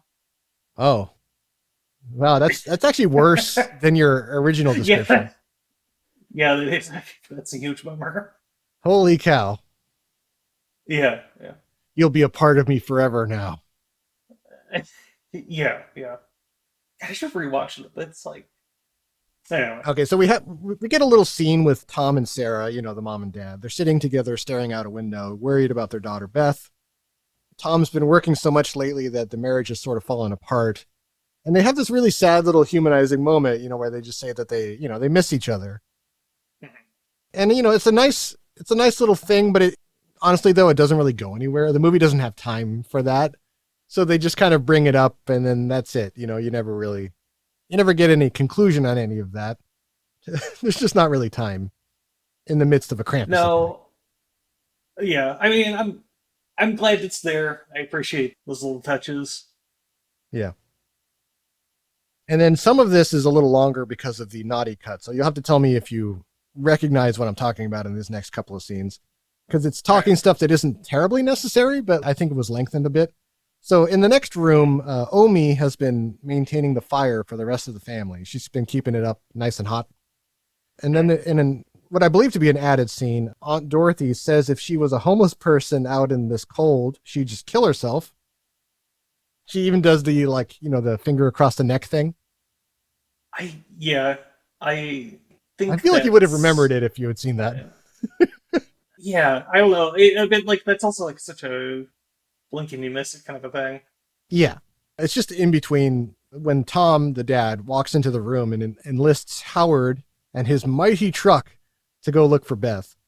Because you know how Howard is. He's one of those gung-ho hunting dudes. He's got like some kind of crazy truck, he spent probably way too much money on. It's probably like a V24 or some kind of ridiculous shit. Yeah. I know there's not that many V's. I'm just kidding, guys. Jeez. But when he shows up, the whole house vibrates. It's a joke, but he's driving something that is the equivalent of a Humvee, but I'm not sure what exactly it is. I'm not a car guy. And they also don't really show the truck very prominently from the outside. No. It feels like something you'd see in a Jurassic Park movie. Yes, it does look like it could be chasing alongside a dinosaur, like if they're looking for samples or something. If InGen needs to go steal some scales off of the side of a dino or something. So, they're about to go look for Beth. And Omi just implores everyone to just stay and wait out the storm. That is the advice of the movie, by the way. That's all they have to do. And, spoiler alert, nobody does that. So bad things happen. A lot of bad things happen to everybody. Yeah. I will say, just as a quick aside, man, it kind of is wild that there's a new Jurassic Park coming soon, and I don't think anyone's excited for it. It's like, whatever. Yeah, they've been cranking those out, haven't they? Yeah. They've been cranking them out, and they're still the exact same stuff. It's like, do something. Do that stupid dinosaur human hybrid thing that concept art linked a while ago. No, I want it. So bad. Yeah. Okay, but it would also be different. It would free us. Yeah. Jurassic World, more like Jurassic Purgatory, because it's all the same shit. Yeah. Anyway. Yeah. Omi wants everyone to wait out the storm. So why didn't she try to stop Beth from leaving earlier? I mean, she kind of sucks at being a protective grandmother. Yeah. I would have just added a little scene where Omi is just like, please don't go, please. I'm begging you. And then, Beth wouldn't listen. So all they have to do is just have her do that. She'd be like, or she could even just lie and be like, oh yeah, I won't go. And then she just leaves. I kind of like that. That'd be kind of cute. Just not wanting to lie to her grandma. Yeah. Because that's kind of how we are sometimes with old people. I mean, let's be honest. Just what she won't, what she doesn't know won't hurt her. I mean, she's crazy anyway. I mean, she's talking about Krampus and stuff. Oh, wait a minute. Well, no, she's not. She should be. She's not saying anything for most of the movie. Yeah, sorry. She's explicitly not talking about Krampus. For someone who, as we find out later, was spared so that she could tell people about Krampus, she really doesn't like to talk about Krampus. I mean, to be fair, people react to that about as realistically as I think they would in real life. Yeah, maybe she tried when she was younger and people kept laughing in her face or embarrassing her that she just got jaded and was just like, fine, I won't tell you. I'll just let you die, whatever. She's played weird. She doesn't really try very hard to save anybody. And she knows more than anybody what's happening, as we find out later. So I don't know what her deal is. Maybe she just didn't learn any lessons from any of it. She's just like a survivor. I don't know what's going on. She's just all burnt out and doesn't want to think about it. I mean, she seems pretty knowledgeable. So there is a little added scene. I mean, this is a scene you already have, but there's a scene where Tom and Howard are in the truck together. They're out looking for Beth. They add a little bit where Tom tries to find any working radio stations on the radio. They only managed to find one broadcast that mentions that all of central Ohio is engulfed in a blizzard, including the town of Warren Valley, which only matters because that is the fictional town featured in director Michael Dougherty's other film, the Halloween anthology, as we mentioned before, Trick or Treat. So it's like he's tying his little worlds together, you know, like how Stephen King does with fictional Maine, where like all of his stories happen in the same place. Mm-hmm. That's cute. I like that. Yeah, I mean, it failed, I guess, because it's only in this later edition that it, you know, like this was all cut out. I wonder if some, you know, some editor was just like, we don't need this. This doesn't add anything. Yeah. So everything happens in haunted Ohio, I guess, in Michael Dougherty's universe. So there you go, Ohioans. Yeah, you know, we had our Erie, Indiana, and now we have wherever that is in Ohio. Yeah. Ossuary, Ohio. Because that's where bones go. Sure. It's the only I could think of that was like weird right off the bat. Yeah, no, it doesn't quite work. Ominous Ohio, but that's lame. I don't know. Yeah.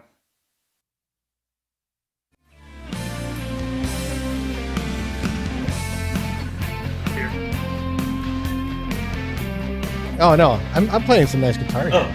You can't hear it, but it doesn't matter. I'm gonna fade this out. Don't worry about it, folks. Welcome back to the Lair of the Damned. Please don't call it that. Okay, so yeah, to the pit of despair. Yeah. The devil's anus. There we go. Okay, so where were we? I think we were just Howard and Tom. They were driving to go to Derek's house. That's Beth's boyfriend, to try to find Beth. So they're stopped. They're forced to stop when they find a truck in the road. Well, it's a snowplow. So they get out of the car. They find that the keys are still in the ignition and presents lay in the passenger side seat. I don't know why the presents are there. It seems like sometimes later in the movie, presents will be put there as a way of like mocking people who have died. It's like leaving little calling cards from like Krampus and his crew. Mm-hmm. However, I think these presents in the snowplower, they're just actually the guy's presence. So some nice man was just trying to clear the roads, and something forces its way through the windshield and just kills this guy. Because they find there's this big hole in the driver's side door, or window rather, and it's all imploded, or it's going inward. So he probably died a real bad death, one way or the other. And it's kind of a bummer. Yeah. I mean, it's like the whole town died just because this boy lost faith in Santa Claus. Disproportionate response, guys. I mean, I don't know. They kind of assume that. What if it's something unrelated?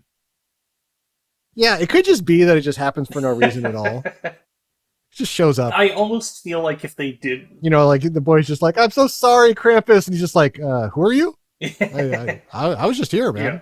I do almost feel like if they made a sequel to Krampus, which, to be clear, they shouldn't do, but if they did, it would be kind of like a funny, cynical thing to be like, oh, no, that other stuff was going on. That was not related to the main issue here.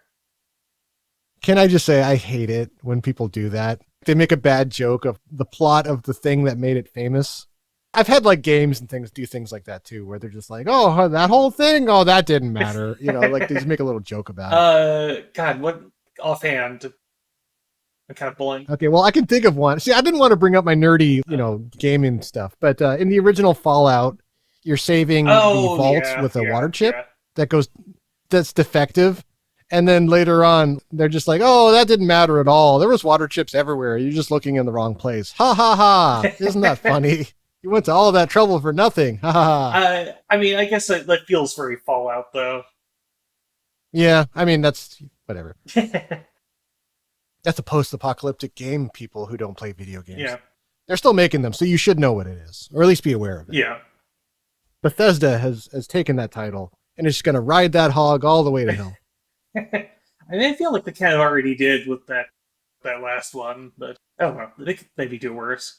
Yeah. But that's neither here nor there for our purposes. Sensing that something terrible might be afoot, Howard pulls out a real sweet-looking pump shotgun from some kind of elaborate fold-out case, like in the trunk of his car. Yeah. His car or truck or whatever it is, it's like a mobile combat unit. It's got, it's not just that it's holding weapons, it's that it's holding them in specially made, form-fitting containers. It sinks into the, where the gun needs to be. Like it's been custom made. That's amazing commitment to something you'll probably never need. Yeah. It feels very Burt Gummer from Tremors. Oh, that guy. See, I was about to say Burt Gummer. Yeah. We haven't gotten there yet, but I would heartily recommend that anybody go see that first movie or, find that movie, just watch it. It is a fun watch. Yeah. You can get anyone to watch it. It's great. It's action-packed, sort of. Mm-hmm. It's folksy and approachable. Yeah. Don't worry about the sequels. Don't worry about that. Just watch the first one. Well, I was going to say, one of the great things about that series is that the further it goes on, the better the movies get. I gave up really early, so I don't know, but I have to imagine that cannot possibly be true. No. I know there's a point where the creatures are flying around with flatulence. Yes. So yeah, I can't imagine that movie is a winner. Yeah. Peter, would you like to... Well, who's to say? I never saw it. Would you like to know the name they use for that form of creature? No, Jacob, fill me in. Okay. They call them ass blasters. Of course. Of course they did. Yeah. Real on the nose, guys. Yeah. So anyway, watch Tremors sometime. Yeah. It's good. We'll get to it eventually. It's one of those movies. Yeah. If I have a list of 100 greatest horror movies, it'd probably be low on the list, but it would be on that list. I would recommend it. Yeah. Just check it out. Probably cheap. Oh, yeah. Kevin Bacon. All right, anyway. Howard pulls out a shotgun and a bunch of shells, and he gives what looks to be a .357 Magnum to Tom. And Tom holds it from the bottom, dangling down, like the way you would hold a dirty diaper, which I just thought was really funny. Yeah. It's just like, oh, gun. This is really heavy. I don't have a lot of gun experience and stuff, but I feel like I would do a little better than that. I would at least hold it like you would a gun, Oh, yeah. I would at least pretend. Yeah. I'm not a... oh, of course. I'm not a gun guy, but I definitely, figured it was worth knowing enough about guns to figure out how to, hold them in a way that won't get someone shot. Yeah. It actually would have been really funny if you did just hold it normally, and then Howard has to be like, you need to take your finger off of the trigger when you're just walking around. That's real bad. You don't want to just squeeze it by accident. Yeah. Blow off your feet or something. Yeah. I don't know that it's a .357 Magnum. It just looks like it. It's got that classic silvery look. It's got the revolver, what do you call it? Bullet holders. Oh, God. Chambers, whatever. The revolving thing. Yeah, anyway, yeah. It's a cool classic look, but I've heard that they're an impractical gun. It kind of got big because of Dirty Harry, but having fired a .44, it does feel like it wants to try to break your hand when you shoot it. So, it's a little hard to use. Okay, so then we go back to the house, and in probably the longest added scene, so I don't think you see any of this on your version, there's a nice moment where Linda and Sarah look at Sarah's carefully curated Christmas tree baubles full of family memories. Apparently, Sarah saved the angel on the top of the tree. Linda didn't know where that had gone off to, and there's baby pictures in the tree. And, Linda just compliments her. She's like, oh, man, you saved everything. And Sarah's just like, yeah, I do my best. And then Sarah kind of opens up a bit about how, she has a lot of anxiety, and because her husband's gone a lot and her kids are growing up, she feels really lonely. She doesn't use the word. I think she says quiet, but she means lonely. And she's just like, you know what? It's really nice to be able to just talk to you again, to have you here for a couple of days. And it's a really nice moment. Yeah. It doesn't really add anything, except it makes you feel bad for these people. Yeah. when bad things happen to them later. So there's that, Why? I guess. Why'd they cut that? I feels like that would have been a nice thing to add. It was nice. Yeah, maybe just for time. Yeah. It goes on for a couple of minutes. It might be the longest ad of the whole thing. It doesn't exactly put asses in the seats when you call the naughty cut the nice tree-side conversation about family memories cut, or whatever. Also, I have to say... Golden memories. I was trying to do a bit of research, and the Internet Movie Firearms Database has failed me. It has no page on Krampus. Okay. I was trying to figure out what... Well, now it's just their fault. Yeah, I mean, yeah. I did my due diligence. It looks like a 357, but it could be any number of other similar guns. There. I know there's lots that just use different cartridges and whatever. Close enough. Sure. I feel because it's this is Howard we're talking about. He's a gun nut and he's kind of ridiculous. He would probably go for a 357 just because it was the gun that Clint Eastwood used. It just seems like something he would do. Yeah. But then they get back to a scene that you do have where the family hears stuff moving around up in the attic. And, they try to blame it on squirrels. I hate that I can actually relate to this a little bit because I live in a big house with my folks and my nephew. We have a big old attic and we do hear stuff thumping around up there that has no business doing that. And it's not clear if it's on top of the roof or it's in our attic.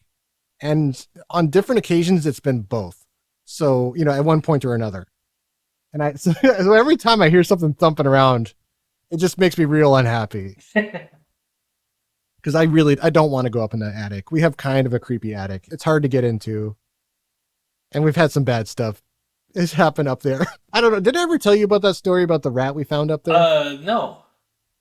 I don't believe you. Okay, well, this is a dreadful story. So brace yourselves, everybody. This is a bad story. Okay, so all right, here we go. So we had a lot of rats. Well, we still do sometimes, but we put out a lot of those rat traps, and we got the ones. I think they're sometimes called crocodiles. They're like big black jaws, and they're supposed to come down and break the spine or neck of a rat that's come to eat the food of whatever bait you put there. And so for a while, I think I was downstairs at the time. And I kept hearing a thump, and I thought it was somebody upstairs. And it turns out, I went up there to complain after about a week of it. I'm just like, who keeps thumping? And my mom, or I forget, it was either my mom or my stepdad. She's just like, I thought you were thumping. I don't know who's doing all this thumping. And so we all, once we talked to everybody in the house that it could possibly be, we realized that it was nobody. And so the only option was that something was tapping one of the wood timbers, and it was, thumping through the whole house. So we figured out the hard way that it was a rat up in the attic. It had triggered the trap, and it had come down on its head, but it hadn't fully killed it. So it was like, it took the whole rat trap and was thumping it against the wall, like the wood. It's just like bump, bump, bump. And I didn't see it. I think my lucky stars, I never saw it. Luckily we got my stepdad to go up there. I feel a little bad, for being a wuss, but I really didn't want to see what it was. He said that it was kind of brain dead. Like it was more like a muscle action thing, which is way worse. Yeah. That it's just like, it was just twitching basically. It's just like, right. That's horrible. So yeah, so that's the attic I don't like going up into. We've had some raccoons up there too, so yeah, that was one for that one haunted me for a long time. I'm not gonna lie. Yeah, that's just the idea of that is just so horrible. Yeah, it sounds like something that would be in a Stephen King story. Oh yeah, except it really happened. Yeah. Well, no, if it was a Stephen King story, you would have gone up to see it. Yeah. And it would have, and the rat would have tried to attack you. Maybe. I don't actually know what my dad did to finish it. I don't want to know. It's one of those, the less I know, the better about all of that. Yeah. I'm more of a poisoner. I don't like the mechanical traps. I want them to just go quietly die somewhere and just, I don't want to ever have to deal with it. Yeah. For exactly that reason. It's just so horrible.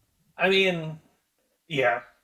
Poisoning's not a great way to go either, but I mean, there aren't a lot of great options. Yeah, there aren't any. So, happy Christmas, everybody. Sweet dreams tonight. Think about that rat in my attic.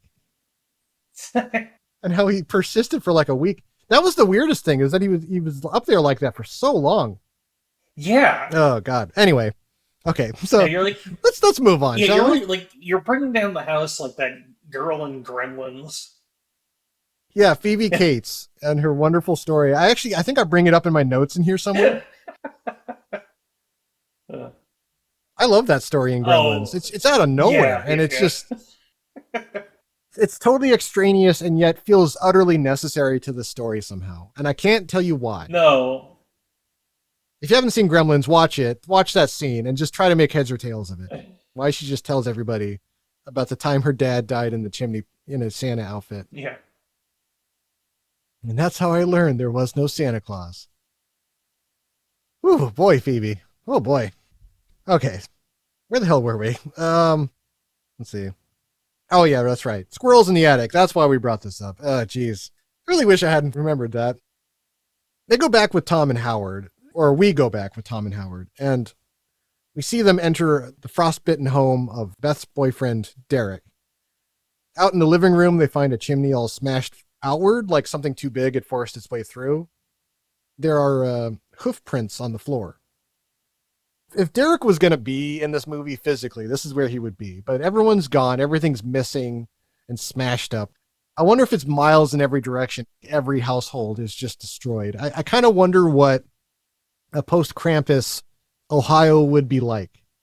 Because it's not clear at the end of the movie what happens in certain things. I don't want to give it away yet, but if enough of this is true, it means that probably thousands, or maybe even tens of thousands of people died or were brought to Krampus hell or wherever. Yeah. Wouldn't that be weird if that's actually what happened? They just find like candy canes everywhere. He did it all in one night, just like Santa Claus. They hear Beth screaming for help somewhere outside. Tom rushes out while Howard lags behind a bit in the deep snow. Something under the snow bites onto Howard's leg and starts dragging him around. Tom fires a few shots with his gun, which scares it away. Tom and Howard head for Howard's truck, only to find that it's been totally destroyed. Something totally totaled it. It's weird that they didn't hear that, though. Like, something must have very quietly destroyed his truck. Yeah. Maybe. Also, the family, because, they don't live that far away. It's like 4 blocks away. Sarah is about to go look for them when Tom and Howard rush in. I love that Howard flips out real early on. He's just like, grab all the pots and pans and prepare yourselves. And then Tom has to be like, no, listen, you have to pretend like you're an adult for the children so that they don't flip out. Yeah. And he's just like, oh, yeah, right, of course. All right. Kind of a nice moment in a way. Yeah. They do that annoying thing where they shoo the children into another room so that they can tell the truth to one another, and then they'll bring the kids in afterwards once they've formulated a pleasant lie to tell their offspring. Yeah, I gotta feel like this would be one of those times when you gotta let them know. I mean, if maybe, although they also did need to dress Howard's wound. I forgot. See, we were mentioning earlier about the crunchy noises. When Howard gets grabbed in the snow, he gets dragged around. It sounds like his leg is chewed off by the kinds of sounds you hear. Just crunches and twists and, that kind of stuff. Yeah. And then when you see it, it's more like a little shark bite, just kind of a bite shape. I don't know why they add so much, maybe just to make it more dramatic. Is that a mark against the sound design? I kind of like the sounds. It's just that it's a little misleading. It's not realistic, I suppose. Yeah, it's a little bit, I think. I mean, yeah, like I said, when he gets because he gets buried down to his armpits, and you're crunch, and I'm like, oh, you just got snapped in half. That's that wasn't a chomp. Yeah, I thought it would be one of those. Yeah, like in Starship Troopers or something. Or like when you pull up someone and it's just like their top half. Yeah. The rest of it's gone. Oh my God. While in the kitchen, Aunt Dorothy shows the kids how to make peppermint schnapps. And then she lets Howard Jr. drink some. Oh, Dorothy, you're such a character. Yeah. Don't you rat on me, kids. I thought that was funny. I'm glad, honestly, that they just dope up Howard Jr. because that kid creeps me out. I just want him to get drunk and pass out. just go away, kid. I mean, look, I'm not... Could someone sedate him, please? I mean, yeah, I'm not condoning it, obviously, but man, I don't know. Sometimes you gotta do what you gotta do in desperate situations. That poor kid. I mean, yeah, he's cast perfectly. Just that kind of slack-jawed look and everything. Yeah. He's like a mistake of nature, you know? Okay, I thought I was being a little harsh on him. Yeah, well. Yeah. So in the living room, the adults try to make sense of the damaged, largely abandoned neighborhood. Sarah wants to go back out to look for Beth, but Howard shows the frost burns on his skin from just being outside for a few minutes in negative 20-degree weather. For those of you who use Celsius, that would be negative 29 degrees. I mean, whatever. They're both real bad. I feel like negative 20 in any system is bad. Yeah. Not ideal. I have walked around in negative 11. When it's really still, it's fine. But whenever there was even the slightest breeze, it would cut through anything you had on. And you would have to just stop and wait for the breeze to subside before you could continue on with your day. I distinctly remember that. I was walking home from a class. Yeah, and it was negative 10 or negative 11. And everything was fine. Because when the air is still, you don't really feel it. Mm-hmm. But then there was just the slightest breath of a breeze. And it felt like an ice dagger just like slipped through my coat. And I'm just like, oh! And I just like almost doubled over. I had to just wait for the very low breeze to go away. Yeah. It's weird that way. There was that really bad snowstorm in Seattle that I got caught in. That was probably the worst. That one, I think, ended up killing people. Like was that the record one where like it started flooding afterwards when it all melted? Yeah, was it? They gave it like a stupid name, like Snowmageddon or something. Of course they did. Yeah.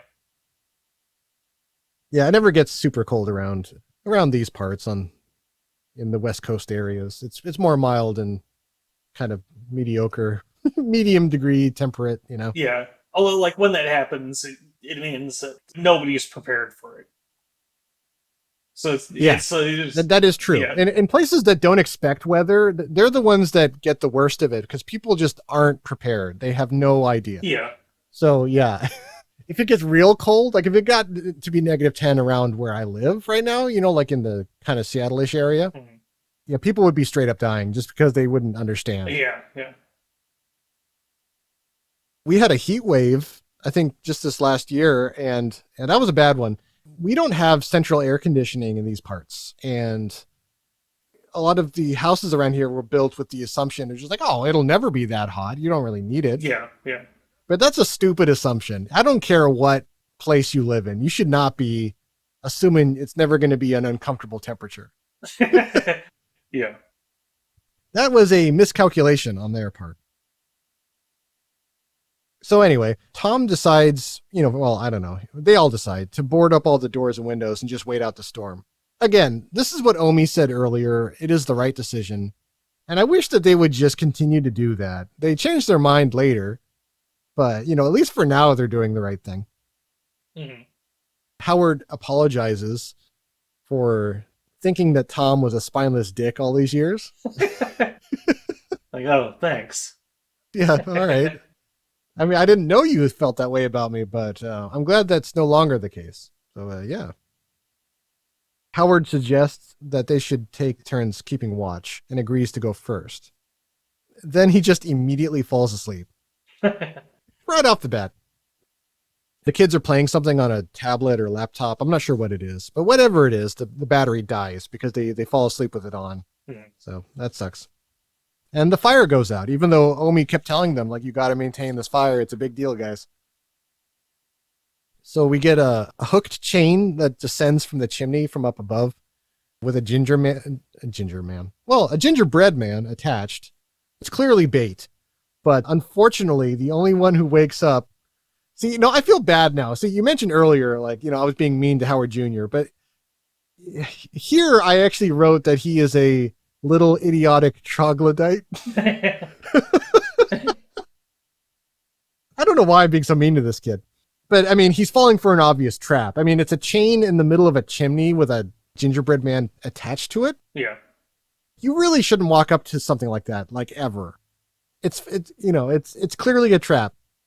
Yeah. But he falls for it. He grabs it, he takes a bite out of its head. And I do love that the gingerbread man, it's not just that it comes to life. It's that it comes to life and then it's mad that its head was bitten. It's just like, what'd you just do? If the kid was greedier, he might have been okay. He could have just bitten off most of his eyes and then the gingerbread man wouldn't be able to see him. Yeah, oh god, that would almost be funnier. Okay, how I might have filmed the scene was the gingerbread man comes to life as he's opening his mouth, and then kid bites down, immediately just goes limp. Yeah. Like, ha ha! He was too fast for me. He was too hungry. We're going to need to send another gingerbread man. Who's going to volunteer? Yeah. No, yeah. He, bites down, kills the gingerbread man, and then some, long hands reach him and grab him anyway. You're like, oh, whatever. Okay, alright. The gingerbread man comes to life and wraps him up in the hook chain and, starts dragging him up. And people don't wake up from all of this noise and confusion until he's already, halfway up the chimney, which is very annoying to me. I don't like how inept everyone is shown to be in this when it comes to saving children. Yeah. I mean, this is the first time, but I'm just going to tell you right now, they do a poor job with all of them. Every time a child is in danger, they do a real poor job of saving that kid. Pretty bad track record. Yeah, they do. Sarah grabs his legs, Howard Jr., and starts getting dragged up too. So then the rest of the adults grab her legs and they kind of hold on like a ladder style. And then somehow someone kicks a smoldering fire log full of embers under the presents under the tree. Mm-hmm. So the tree immediately goes up. And if you've ever seen those videos fire departments make for just how fast a Christmas tree fire can rage out of control, this is 100% accurate. The whole tree lights up in 2 seconds. It's like, woof. Yeah.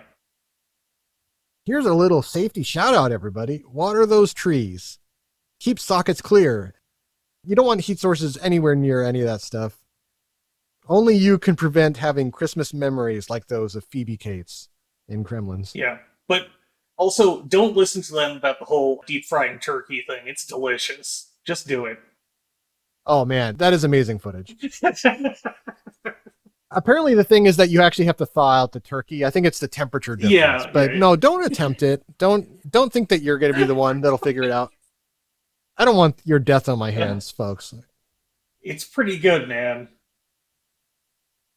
One way or another, they go to put out the fire and it creates just enough of a distraction that they let go of Howard Jr. and he just disappears up into the darkness.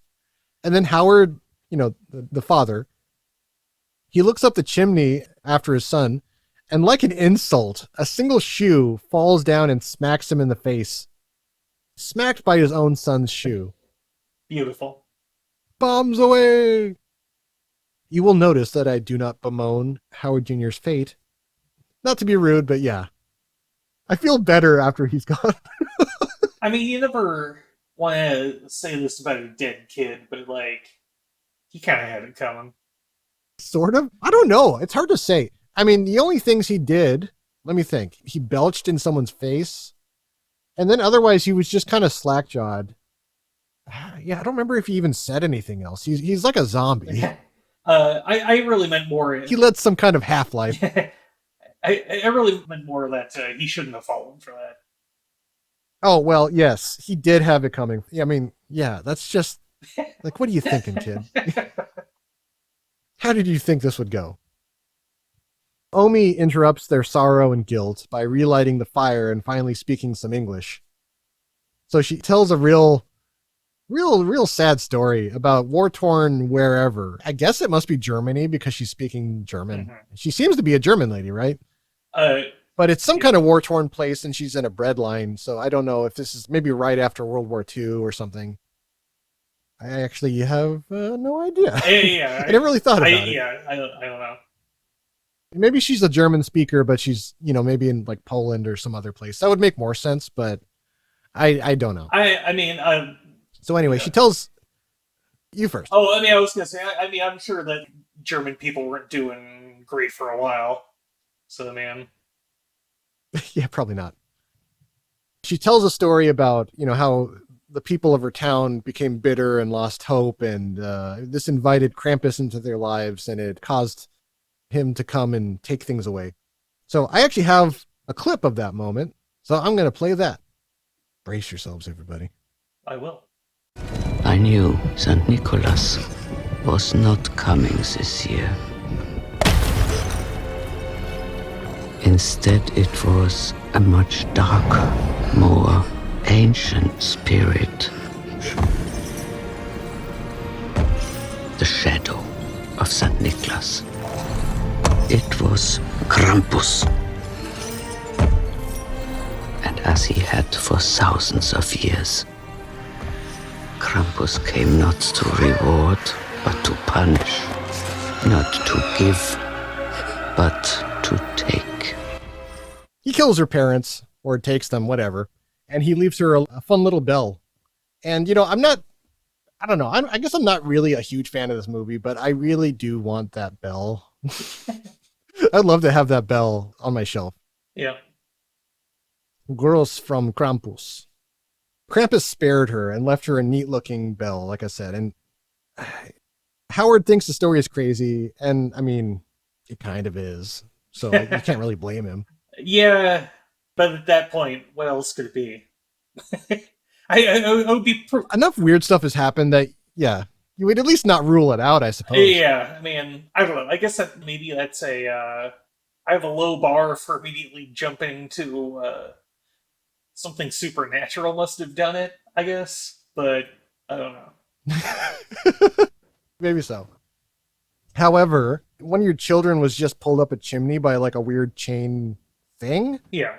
Sarah doesn't say anything, but she actually did see one of the gingerbread men alive. He dangles down on the chain when she's in the chimney. Oh. So she knows some weird stuff's going on. Oh, yeah. Well, there you go. But Howard didn't see that. And so he just wants to go storm off and find his son. I don't know why he's storming outside, because he went up the chimney. So he would be, well, I guess he might be on the roof. I don't know. I guess you got to try something. I think I would have checked upstairs first, like maybe up in the attic before going outside. Yeah. Or at least I thought so. I was trying to think because so wait, if they did just go out on the roof, does that mean that the gingerbread man were just like waiting outside? It'd be really cold for cookie men to, organize an attack out on the roof. I feel like I had the feeling that they were just up in the attic and they somehow got into the chimney. Like maybe they dug a hole or something. I don't know. I mean, they're like magic, right? I don't think they have to worry about getting cold. Yeah, maybe not. They do have to worry about getting eaten, though. Well, yeah. Because they were clearly eatable. Yeah, I guess that's, yeah. I'll wait for the... I bet they taste really good. Oh, yeah, definitely. The yard is full of snowmen and cackling Krampus helpers. Later on, they identify themselves as elves. Yeah. Or other people identify them. They don't really speak. Yeah. So they flee back inside. And then they just kind of wait things out. It goes to December 24th, Christmas Eve. The storm worsens. And here's another little added scene, I think, in the naughty cut. Max offers Stevie and Jordan some of his saved up Halloween candy. And I just wrote, who saves it for this long? I mean, like, what, you've been sitting on your Halloween candy for like 2 months? Yeah, wow. Maybe he's rationing it for himself? I guess. He's trying to make the girls feel better, but the big reason they do this is just because when he opens the box, there's a lollipop, and it's the lollipop from the character Sam from Trick or Treat. It's like he uses it as a weapon in that movie. Yeah. You'll note, however, that Sam's has a bite taken out of it so that he can use it as a weapon, whereas the one depicted in this movie is a full lollipop. So I guess it's like the same brand of Halloween face lollipops. And this one just hasn't been eaten yet. Yeah. It seems like the most notable additions of the naughty cut involve mostly just tying his films together, Yeah. I wonder if this is just his pet stuff, like stuff he thinks is interesting. I mean, I guess I can't blame the guy. If I was making horror movies, I would also attempt to do that, but it is very self-serving. So, I mean, I can't blame editors for being like, yeah, we don't really need this. This doesn't really add much. Yeah. If I'm going to throw in a reference, I would put it in a vital scene where it has to stay. Have it in the background or something. Hours pass, and the family sits in quiet misery and just waits. Which, again, this is what Omi told them to do, and so if they just kept doing this, they would be fine. I don't want to, I don't want to be repetitive, but they'd all still be alive if they had just done that. I mean, not to spoil things, but at least some of them from here on will die or be captured. I don't know. It's not clear what Krampus is doing here, when he grabs these kids. I think maybe they're captured to be taken later, or maybe they're dead, because sometimes it sounds like they're being digested or killed or cut up, and sometimes they're just kind of being grabbed, and I don't know. Yeah, the motives of why Krampus is doing what he's doing are unclear at best. So Stevie and Jordan ask Omi, like, well, what do we do? What if we're really good people? Won't Krampus go away? And, and Omi's just like, it's not what you do, it's what you believe. So even being good doesn't help. How depressing is that? It's crappy themes like that made me dislike the Narnia films, because they were just like, oh, you don't believe in Aslan? Oh, well, I mean, I know you're a good person, but you don't believe in Aslan. So we're going to have your whole country get attacked and almost die because you don't believe in him. You don't believe in Jesus Lion. Yeah. I mean, not to get into it too much. That does feel very Christian. So, hey, in keeping with the holidays. It's very preachy of something. It's not necessarily, I mean, this is almost pre-Christian in a way anyway, but sure. Yeah, I just don't like that weird unacceptable stance, where you just have to be an adherent to a very specific set of beliefs that you might not know anything about. Yeah. I'd probably die in this scenario just because I'm contrary. And I'd just be like, no, I don't know about any of this. I don't believe it. Yeah. I don't care. I'm going to die. Frankly, this whole thing feels kind of messed up. Like what? You're going to just kill us all to prove a point? Well, do it then. I'm not playing your games, sir. Linda moves the burnt Christmas gifts into a bedroom. I think it's Beth's room. I mean, I guess it doesn't matter which bedroom it is, but it's one that no one's in. And the packages start to come alive. Surprise, surprise. The mysterious gifts that were left on the porch were a trap. I mean, I get that they weren't thinking about it before, but I feel like there's a lot of things that people just don't think about. I don't know. Maybe the movie just needed another rewrite to just give people more credit to double check stuff and to look into things a little more deeply. I guess just a little bit. I just want a movie where people are doing the right thing. It's kind of a played out joke, but we're in the wrong genre for that, unfortunately. That's true. This movie does do one thing I do like, though. It goes out of its way to make you understand and even care about characters that you don't really need to. Oh, yeah. I mean, even like most of Howard's children, I actually like most of them, even though they're, like the, Stevie and Jordan are both pretty unpleasant, but I can kind of get where they're coming from and I can relate to that and like the life they've led. But it doesn't quite work out in this one because I don't want to give away the ending yet, but, a lot of build up for nothing, really. I mean, I'll put it that way. Why did we spend all this time getting to know these people? Yeah. I realize the movie needs to have stuff happen in it, but I guess I'd have preferred it if they were forced by unfortunate circumstances to split up rather than choose to do so of their own volition. And in that vein, Tom and Sarah lay out a plan to try to go help. I'm confused by their plan. So I think they're supposed to go to the snowplow and then drive it to the local mall. And they just assume that there will be help there. And if not, then they'll just keep driving. So it just doesn't strike me as a good plan to begin with. And I don't know why they want to do it. I think the idea is that because Beth is missing and now Howard Jr. is also missing, that they mean to go hurry up and get help so that they can save the people they've already lost. It's almost like by loving people, they're dooming everyone else. So, I mean, is that the moral of the story? That they should have just cut their losses and just like sat there? Well, they're gone, whatever. I don't think they were thinking about it that way. I hope not. Because, yeah, again, very bleak. Yeah, those children were unbelievers. You know, like if you were in a Willy Wonka factory and, you know, like Augustus Gloop just went into the chocolate river. He's like, whatever, he was stupid. Let's not try to save him. Although, wait, come to think of it, that is kind of how it is in that movie. Yeah. They just shrug it off. Yeah, whatever. I mean, she's a blueberry now, whatever. Go to the juicing room. Max is looking outside with a pair of binoculars, and he spots Krampus on a nearby rooftop. So I guess Krampus is a bit of a looky-loo. I mean, that is kind of his... I mean, it adds nothing. Yeah. I just think it's kind of neat. Yeah. I guess it is kind of his thing. He is a looky-loo. He, more than Santa, really wants to know your business and what you believe and how you believe. Yeah. I mean, honestly, it really makes you appreciate Santa.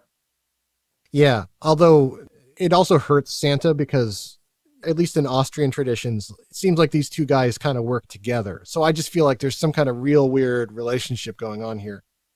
Like they're two halves of a coin or something. I never got that impression. I don't know, that's always that, like... Well, I don't know.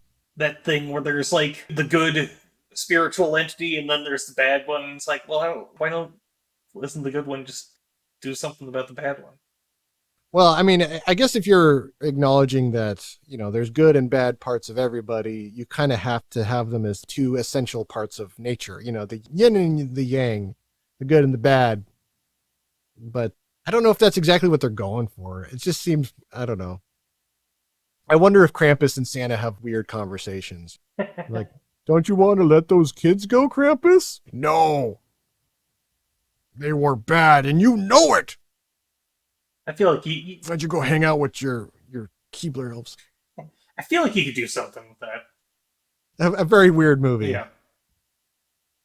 Okay, so I don't know if this is an added scene or not. I almost hope it is because it's unpleasant and I don't want him to bring it up. But there's a part where either Stevie or Jordan, I think it's Jordan, says that the downstairs toilet is all clogged from Aunt Dorothy. She clogged the toilet, she didn't fix it.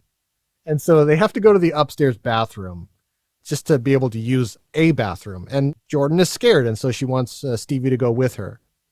I've seen enough horror movies to know that this is just a thin excuse to force people to separate so that they can get themselves in trouble and then get captured, and then even more people have to go endanger themselves to try to stop it. Yeah, God, I don't... So Aunt Dorothy just killed everybody with her pooping ways. God, I can't remember Good going, that. I can't remember that dialogue, but I also can't remember why they went upstairs, so I like... It might be that they took it out and just went up there without any explanation in the theatrical cut. And I could be wrong about that. I've only recently watched the naughty cut, so... you know what, I actually, I clicked to the exact moment of dialogue. So yeah, no, that's in there. Oh, God. I wish it wasn't. Like, I don't want it to be Dorothy's fault. It's such a terrible aspect of it, you know? Like, why everyone's in trouble because you couldn't use a plunger? You suck, Aunt Dorothy. I mean, hey, she redeemed... No, not... I mean, she, tries her best later on. Yeah, she does. She does okay. Which we'll get to. Yeah, we're coming up on that. So, the two sisters they're about to head into the bathroom in the hall on the second floor. And they hear... Well, I was going to say they hear Beth's voice, but they don't. They hear an approximation of Beth's voice. It's not a very perfect imitation. It sounds like mechanical, like an obvious trap. And I hate it because it's a disconnected voice, and Stevie and Jordan are just, hey, everybody's been looking for you. Why don't you come down? And Beth's voice, quote unquote, is just like, no, you need to come up here. I've been waiting for you. It's such an obvious, creepy thing to say. And they only go up there because apparently they're written to be idiots. And I kind of hate that. I actually rewrote the scene for myself for everyone's benefit because of how much I don't like this scene, where they just go up there and get in trouble. Because imagine this instead. Imagine that they go up there, and they hear this voice. They're like, hey, you should come up and, whatever. And then Stevie and Jordan are just like, no, you can come down here I mean, it's actually a really big deal. You need to come down right now. And the voice is just like, no. And, and then they get creeped out when they realize it's not her. And they go downstairs and they tell everybody. And then Sarah, Beth's mom, hearing that Beth's voice is upstairs, like even if the possibility that it really is Beth is almost zero, that a mom is going to go up there and be absolutely sure. So she would insist on going back and going up there. And then they could just get in trouble. And you don't have to insult anyone's intelligence for having done so. Why do they have to be dumb and just go up there and get caught? Yeah, I see what you mean. I mean, it's kind of a minor point. It's just that I like to give everyone credit, even characters you're not supposed to necessarily like. I don't dislike the girls. I mean, they are mean and stuff, but whatever. I mean, I feel like most of these people are kind of just normal. I mean, we have people like this either in our lives or at least we're aware of them. Yeah. They're out in the world. I don't feel like we need to show them being murdered to give me some kind of a catharsis or something. Like, I'd rather they just be depicted as people and do a good job. Hmm. I don't know. Call me an optimist. I can agree with that sentiment. So anyway, they go up there and, they get caught by a Jack in the Box. But we don't know that immediately, but, we hear a ruckus downstairs or upstairs. And while the parents are going up there to check it out, Max says to Omi, "Oh yeah, wait, I have the line, so I'm going to play it. It's a short line, but it's funny." All right. So here we go. Omi, I think all this might be my fault. Yeah, kid, it is. It's all your fault. Oh, you think? You lost the joy of Christmas in your heart, Max. Mr. Engels. I mean, again, I feel like the movie is just sort of like, you know what? This is your fault, kid. You just cost all these people their lives because you couldn't send a letter to Santa Claus. I don't know. I'm not going to say the movie doesn't have like a cynical attitude, but I don't think it's intended to be as like mean-spirited as you're saying. It's possible that I am interpreting it poorly. We'll get to that when we get to that, because we're not to the end yet. But yeah. So at the same time that I think Linda, Sarah, and Tom go upstairs, and then Howard, he's injured still. I mean, he's injured for the rest of the movie. He hears something going on in the kitchen, so he goes to investigate that all by himself. That old trope. Yeah. I'm going to go investigate a noise. Although, in his defense, he does try to get the bulldog Rosie to follow him along, and the dog refuses. That dog knows. She knows what's up. Like, I ain't going in there. Upstairs, Linda finds all the gift boxes open from the inside out. There's a box for a Jack in the Box, like the one that Beth was captured by. And there's an opened tin of gingerbread cookie men. They find a huge bloated Jack in the Box, like around a corner. Just finishing swallowing Jordan. I thought at first that it had swallowed both because it's enormous. But I guess it only swallowed one of the girls. And it's just like tucking her shoes into its mouth when they find it. And I know it's horrifying what they're seeing. It's got a detachable jaw. It's all gooey and gross. It's something you're not expecting to see. But there are so many scenes with people standing near this thing, and they keep on not grabbing it, and they keep on not getting the girl out of it. And it just drives me crazy. Although I have to admit that I just can't stand it. Yeah, that's sort of like resigned, like, you gotta be kidding me. Is like, yeah, I guess that's about how I'd feel if I actually saw a monster. I mean, it'd be horrifying, but good God. Really? Yeah. Tom shoots at it after it finishes swallowing the girl, and it just kind of escapes, ? It kind of just slithers out of sight, and they just forget about it for a while. Which, again, yeah, like it's real annoying to me because it's a big, cumbersome thing, and it's hard to move itself. Like, it's really hard to drag its body around. Yeah. I hate thinking about it. So, I'm just going to try to, like, go through this part quickly. Howard at least does better. He's down in the kitchen, and he gets shot by 3 gingermen holding... Gingermen. I keep saying that. 3 gingerbread men holding a nail gun. I mean... We assume they're bread, but who knows? Yeah. They could be redheads. Peter, come on. Oh, I have to say, though, I love these gingerbread men. The way they look and the way they sound and the way they act is all great. I wish there had been so much more of them in the movie. They're so much fun to watch. I mean, I feel that way about, like, all of the creatures in this movie. Yeah. Some I like more than others. Yeah, I mean, like, not just the designs, but, like, yeah, like, little, gingerbread men. They have a personality to them. Yeah. I was going to bring it up later, but I kind of wish there was just more of this stuff being showcased earlier in the film. I like a good character development, but I wouldn't have minded some kind of like a cold open showing something weird happening with them. Or you could have shown like what was happening to one of these families that are all just gone. So you could show like the tail end of another battle in another house, with people getting captured by gingerbread men. Just to add a little bit of action and show that stuff's happening. There's a lot of waiting in the movie, which I'd kind of dislike. I mean, I guess it'd be hard to do that, though, just like timeline-wise, the movie. Yeah, maybe. I don't know. I don't mind the way it plays out. There's the uncomfortable family stuff at the beginning, but it's like 20 minutes and then the movie gets into the supernatural stuff. I appreciate that it kind of goes like, all right, we set this up, now let's get going. Once it starts, it really goes. It really shifts gear. And the whole tone changes.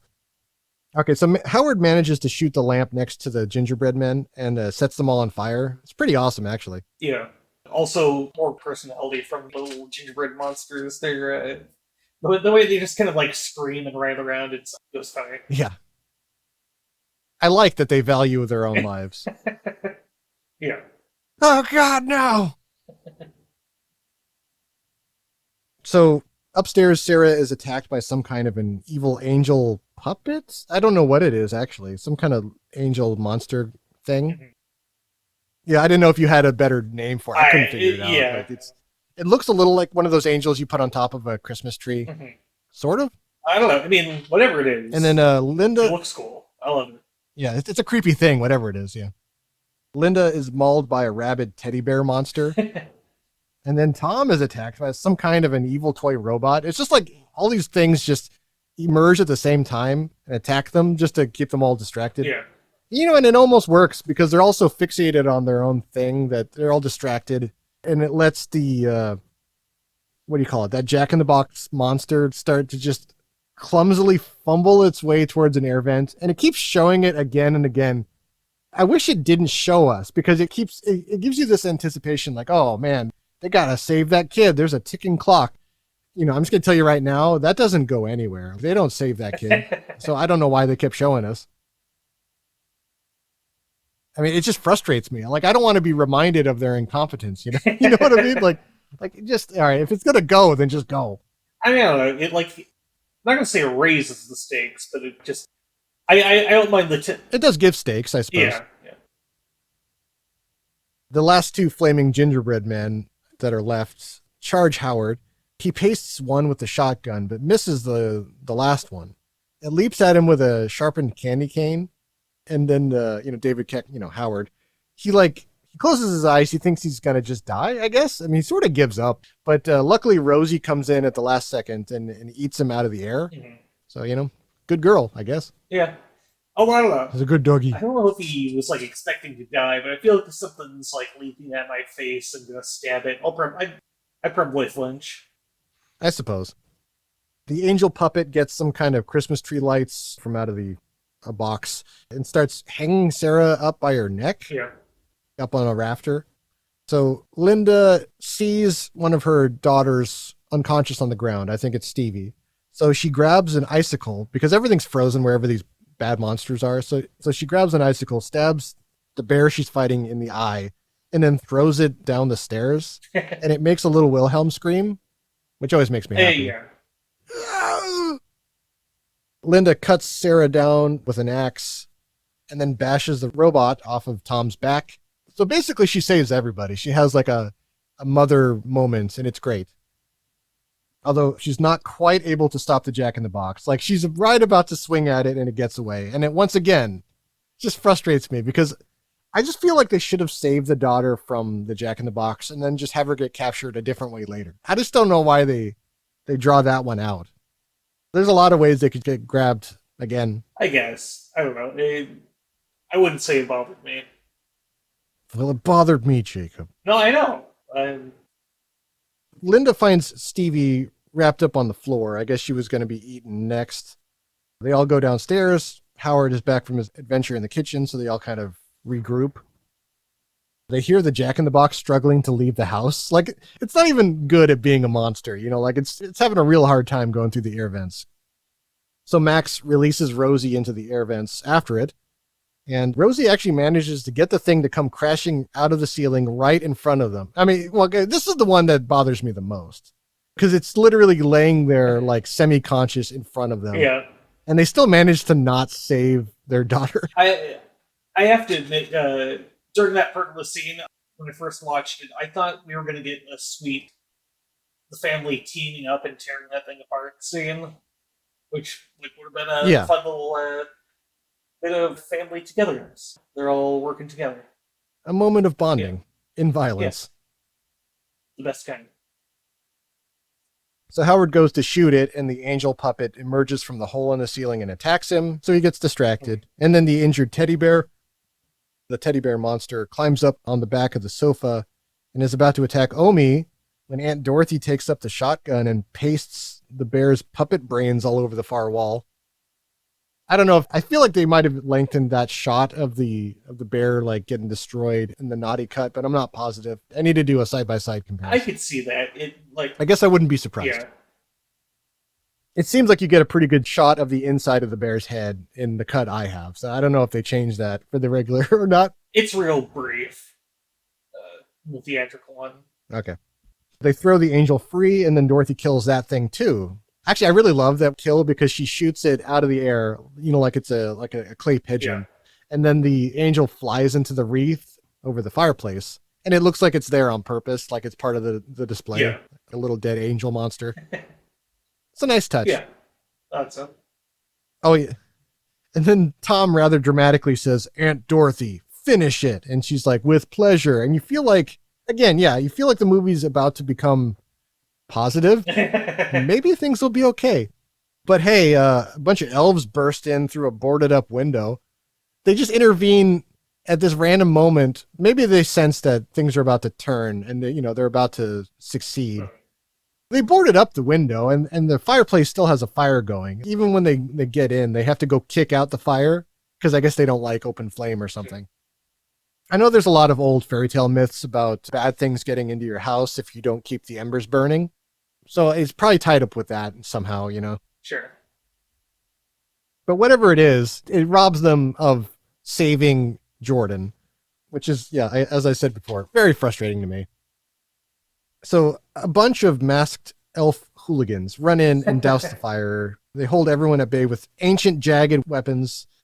The elves grab Chrissy, the baby everyone left unattended, and they actually show multiple shots of this baby crying by itself and like nobody helping it or picking it up. Yeah.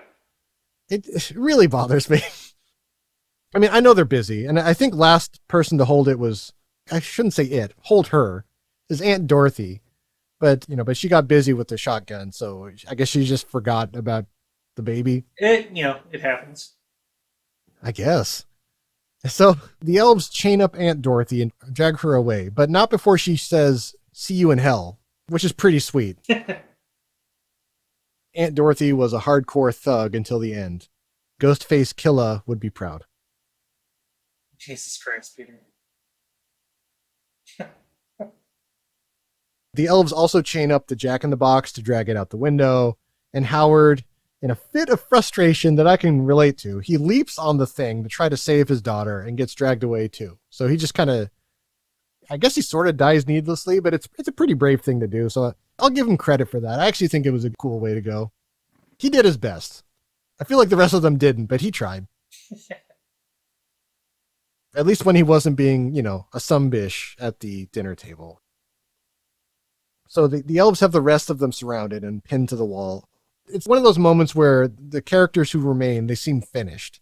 But then you hear in the distance the call of Krampus's approach, and they're like frightened away. It's one of those kinds of things. Yeah. Like when like a tribe surrounds you, but then like the chief shows up or like a monster they're afraid of, or a lion or whatever. Mm-hmm. So it's that kind of a thing. Out of the frying pan, into the fire. Omi desperately tries to relight the fire, but the matches keep blowing out. Tom announces they're all leaving to go get help. I don't know why he does this. I don't know why they all agree. I don't know why Omi doesn't try to stop them. Yeah, I don't know. You just kind of suck, Omi. You know what the score is. You know that they can't go out. Bad things will happen, but you're really not pushing to save them. Yeah. So the lights are flickering on and off again. I guess somehow Krampus is able to play with the electricity in the house. Hoofbeats on the roof mark the arrival of the shadow of St. Nicholas, the Anti-Claus, Krampus. I wish I had a musical sting right there. Yeah. Right? Dun, dun, dun. Imagine Jingle Bells, but sinister. Actually, that would be really funny. Like there was that old episode of The Simpsons where I think it was a Valentine's Day episode, and they kept trying to play music, and it kept being the Monster Mash. And after a while, like the radio host gets really mad. Yeah. That's it. I can't work under these conditions. What a great song. Yeah. I wanted to play it during the Halloween episode, but you got to buy the rights, and I ain't got that kind of money. Yeah. I bought their album. Apparently the guy wrote more than one song, which is just astonishing to me. Yeah, honestly. You write just the Monster Mash, and like your career's kind of done. That's all you need. He also wrote the Monster Motion, which was like a sequel song, and it's almost exactly the same. Oh, yeah. Yeah. Yeah, so it's like that kind of stuff. He's just kind of cashing in on the hype. Sure. And you know what? I can't really blame him for that. I mean, that's like his one thing. So you know what? You have your one album. Yeah. And then you retire on the proceeds. Yeah. I mean, it's a fun song. The idea of doing the Monster Mash is inherently kind of funny. Yeah. I mean, like, you can just say, and they do the Monster Mash, and it's like, yeah, okay, that's makes me smile. In my mind's eye, I tend to imagine it's like a Cabbage Patch kind of a dance. I can see it. So anyway, yeah, the family heads out over the threshold. They're going to go save somebody. I don't know. All these kids are missing now. They were all captured at different points. I'm not sure who they mean to save at this point. I guess they just want to escape just to pick up the pieces in some other location. But Omi's not coming along. She locks the door behind them and just, locks them out and says, you guys go on without me. I'm going to face off against Krampus. And I do like at least that somebody who was writing or rewriting the script had the sense to bring up that there's a huge hole in the window where the elves got in. So Max actually says that, or maybe Tom says that. Somebody says it. It's just like, the window. And then, then the other person is just like, no, she actually wants us to go. Like she's trying to help us. And they just agree with that. I mean, I don't know why they would. Why is she in danger? Doesn't she believe in Krampus and Santa Claus more than maybe anyone on Earth? Wouldn't she be like immune? Well, I mean, she did kind of let a lot of this stuff happen. And also, she's a really bad proponent of Krampus lore. That's what I'm saying. If that was her job as a survivor, she really didn't spread it around. She's like embarrassed about it, and she really doesn't help. She really doesn't spread the word, or instill the magic of Christmas in people's hearts. I mean, I guess in her small way she did, because she would do all the baking and be nice to people, handed out the hot chocolates. But yeah, I don't know. She just really sucks at being like the protective grandmother she's supposed to be. In either case, whether or not she believes or maybe, Max is being just punished for his lack of belief and everyone around him is just collateral from that, like collateral damage. Either way, Krampus comes down the chimney and makes a dramatic entrance. He looks great when you finally get a good look at him. Oh, yeah. He's giant. He's hunchbacked. He's got huge ram horns coming out of his head. He's got a Santa-ish face, although people have complained that he looks mask-like, and it turns out that the director says that was on purpose, that he's literally wearing a Santa mask of some sort because he looks really bad underneath. Yeah. I mean, I heard in the stories that Krampus is supposed to be half demon and half goat. So he probably looks pretty bad under there. So I wonder if I think he's just wearing the Santa mask as sort of like a mockery because he knows he's the anti-Claus, the shadow of the Claus. Yeah, I kind of like that. He's having fun with it. Yeah. He's got a long beard, long tongue, long talons, chains and bells everywhere, and the famous hooves. And you know he just smells When you're terrible. watching this scene, oh yeah, he probably smells really bad. I would think he smells like tar. I don't know why, but I just imagine that. Yeah, I can see that. When you're watching this scene for the first time, you might think to yourself, as I did, well, Krampus knows this lady believes. She's made her sacrifices. I mean, she's literally sacrificing herself right now on behalf of her children and her children's children. She tries to teach others to do the same.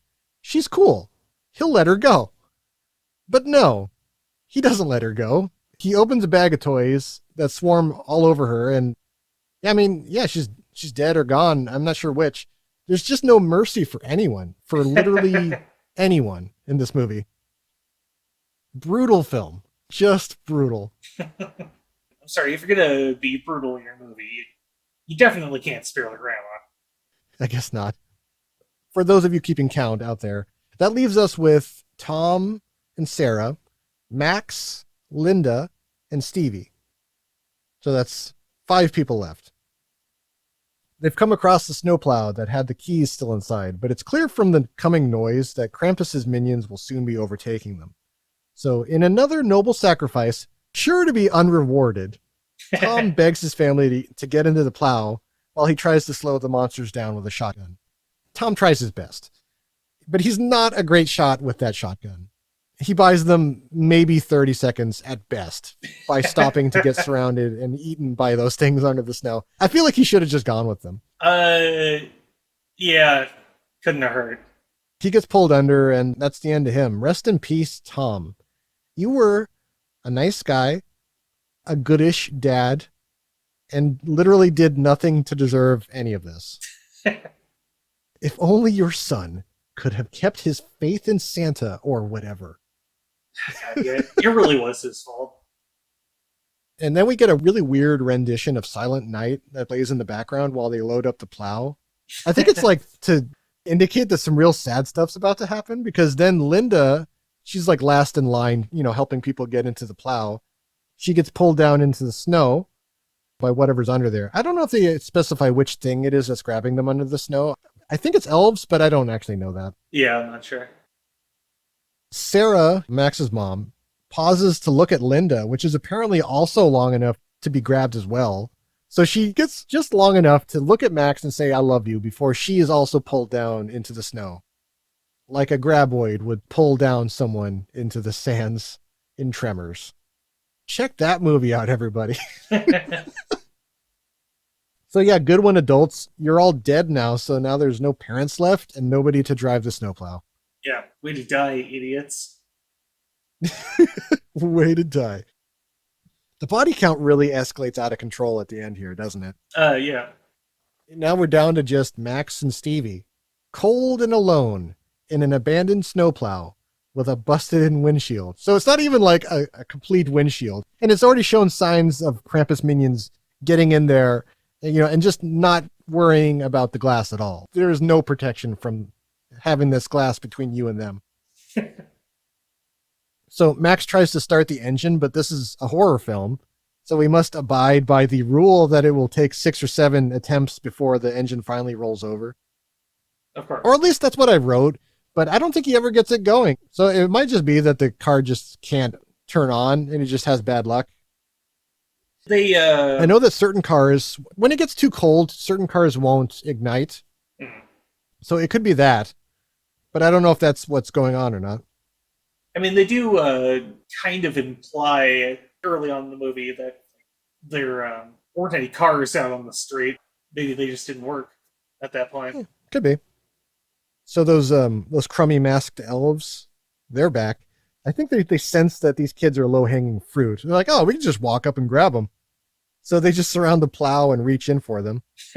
Max finds a tire iron and he beats back his attacker. He does okay. But Stevie is not so lucky. She gets grabbed and pulled out of the car, which is a little shameful. I don't remember if she's the lacrosse girl or the wrestling girl, But whichever it is, she's still some kind of an athlete. I feel like she should have done a little better. I mean, they are elves. I guess you could say maybe they're supernaturally strong, but actually I was thinking it's the other way around. I think they're probably really weak, and it's more that they're just kind of a horde. I guess so. Who's to say? I don't know. I know that there are certain Krampus-type ceremonies where a lot of masked hoodlums will go to various houses and kind of like demand offerings.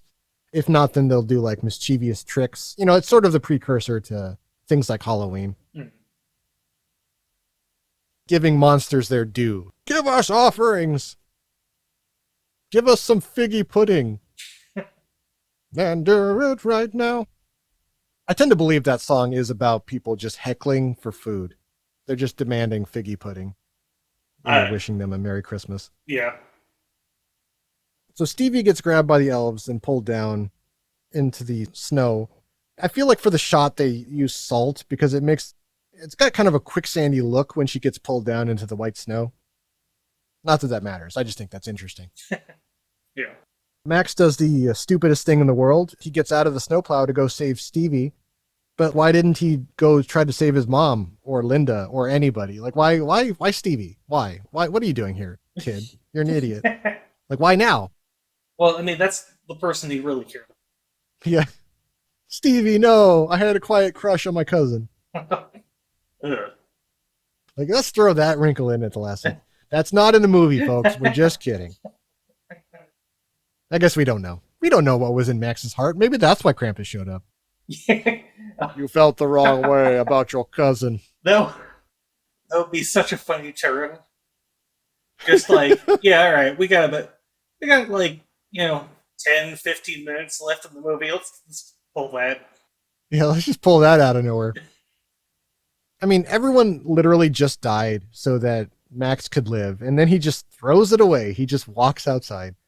Lucky for him, the snow monsters have stopped, and Krampus comes over to him personally, like just shows up and drops a Krampus bell with his torn up Santa letter wrapped around it, just to, really stick in the dagger, just embarrass him for his losing hope.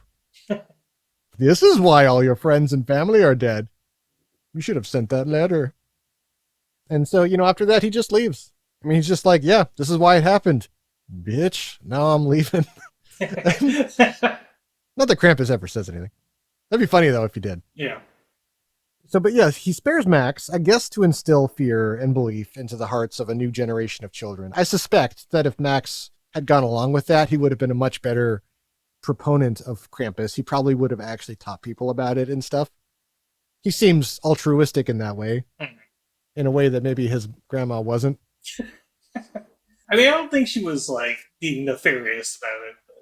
No, I don't know. I'm honestly mystified by her character. I'm not sure what was going on with her. I feel like we just don't know enough. But, regardless, Max isn't having any of that. He finds the Krampus procession. They're all, like, loading up like roadies going on to a road trip or something with all of their victims and captured people.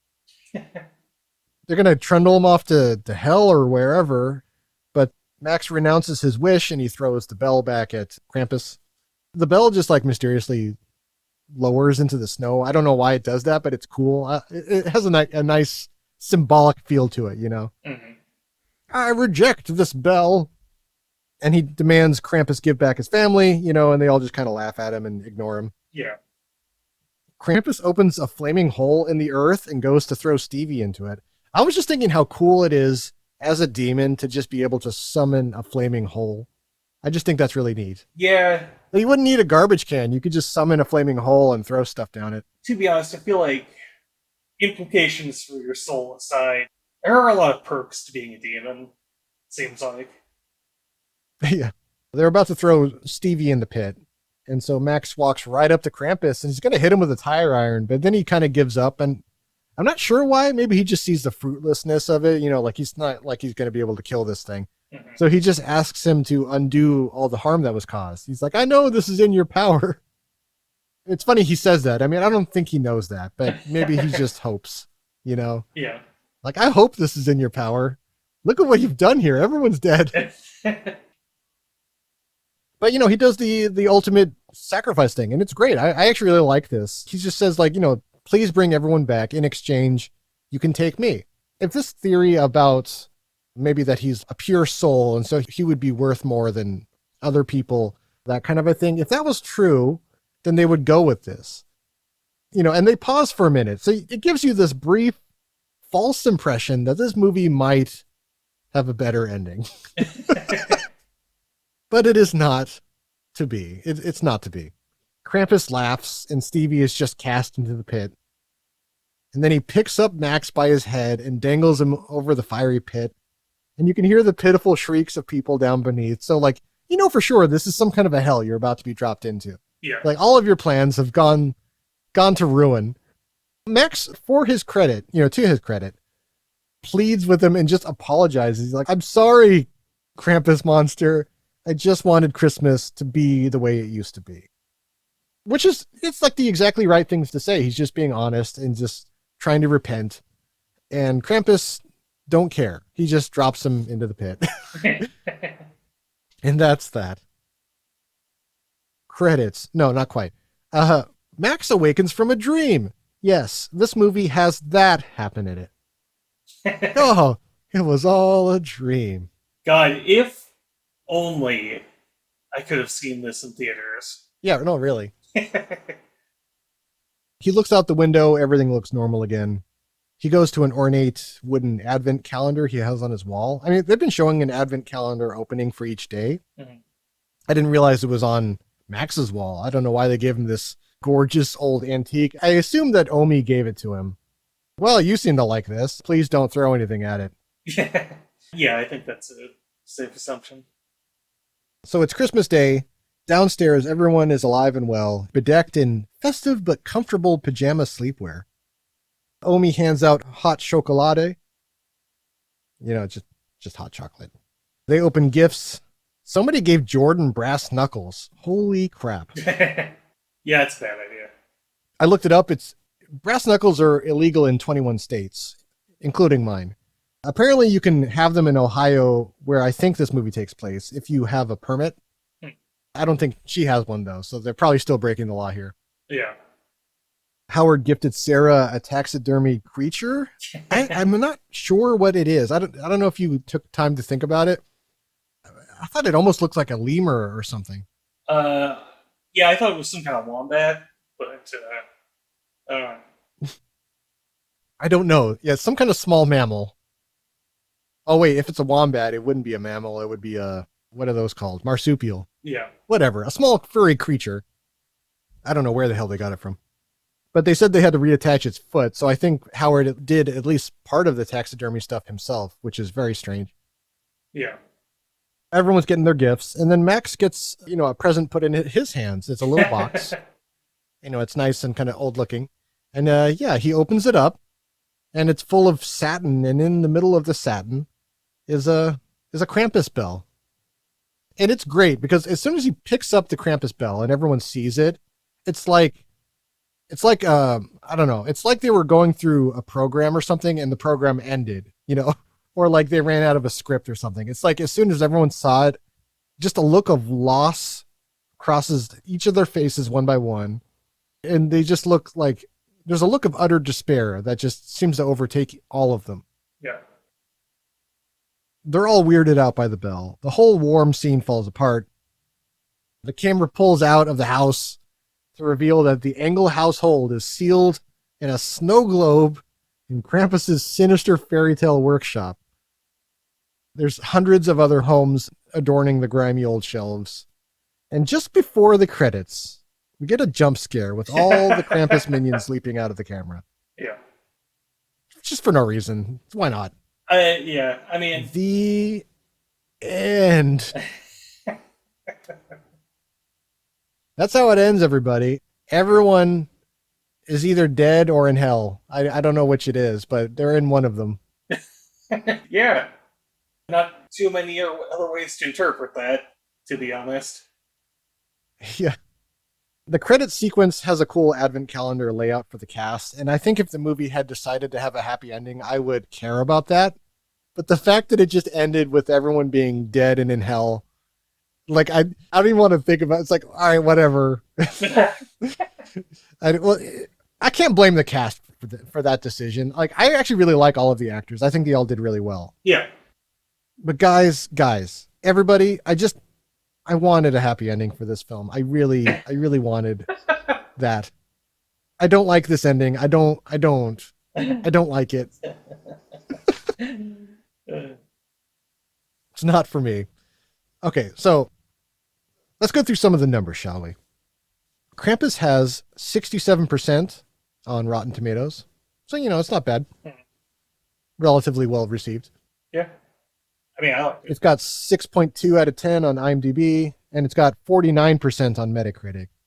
See, I'm starting to wonder if I'm some kind of an elitist, because I feel like I line up slightly more with the Metacritic than I do with the Rotten Tomatoes on this. It cost $15 million to make, and it grossed $61 million worldwide. So yeah, it was an actual success. Mm-hmm. It made its money back and then some. It did pretty well. Yeah. So Jacob, what'd you think? What would you rate this film on a 1 to 10 scale? By whatever metric feels fair and reasonable to you. I guess I don't know if it's fair to say a 7, but it's a pretty strong, not like average, but it's a pretty good horror movie.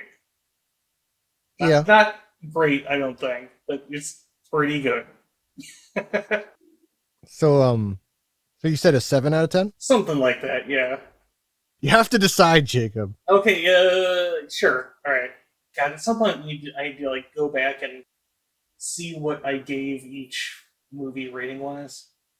I know. I've been trying to reorganize everything, and I keep forgetting to write it down. So yeah, I will eventually. Yeah, I'll put it on a list or something. Because I feel like my first thought was maybe like an 8, but I feel like I've done that for a lot of movies. I feel like at least half has got to be an 8, but we'll have to run some numbers. Yeah. Well, we should have done that for this episode, because this is going to be the end of the year episode, I suppose. We could have just done like a roundup, but we can do that in another one. well, yeah, we could start doing some analysis of our analysis. Yeah, some real inside information stuff. Sure. At some point I would like to kind of do just like an episode that's not really necessarily about a specific movie, but just kind of like a bit of a meta one, Yeah, that might be fun. Yeah. Okay, so for me, I don't know. This movie, I wrote like a couple paragraphs trying to explain myself. So here we go. This movie is it's like 70% perfect to me, but that 30% really sticks in my craw. So first, the good. The actors are all excellent. Their chemistry and interactions are great.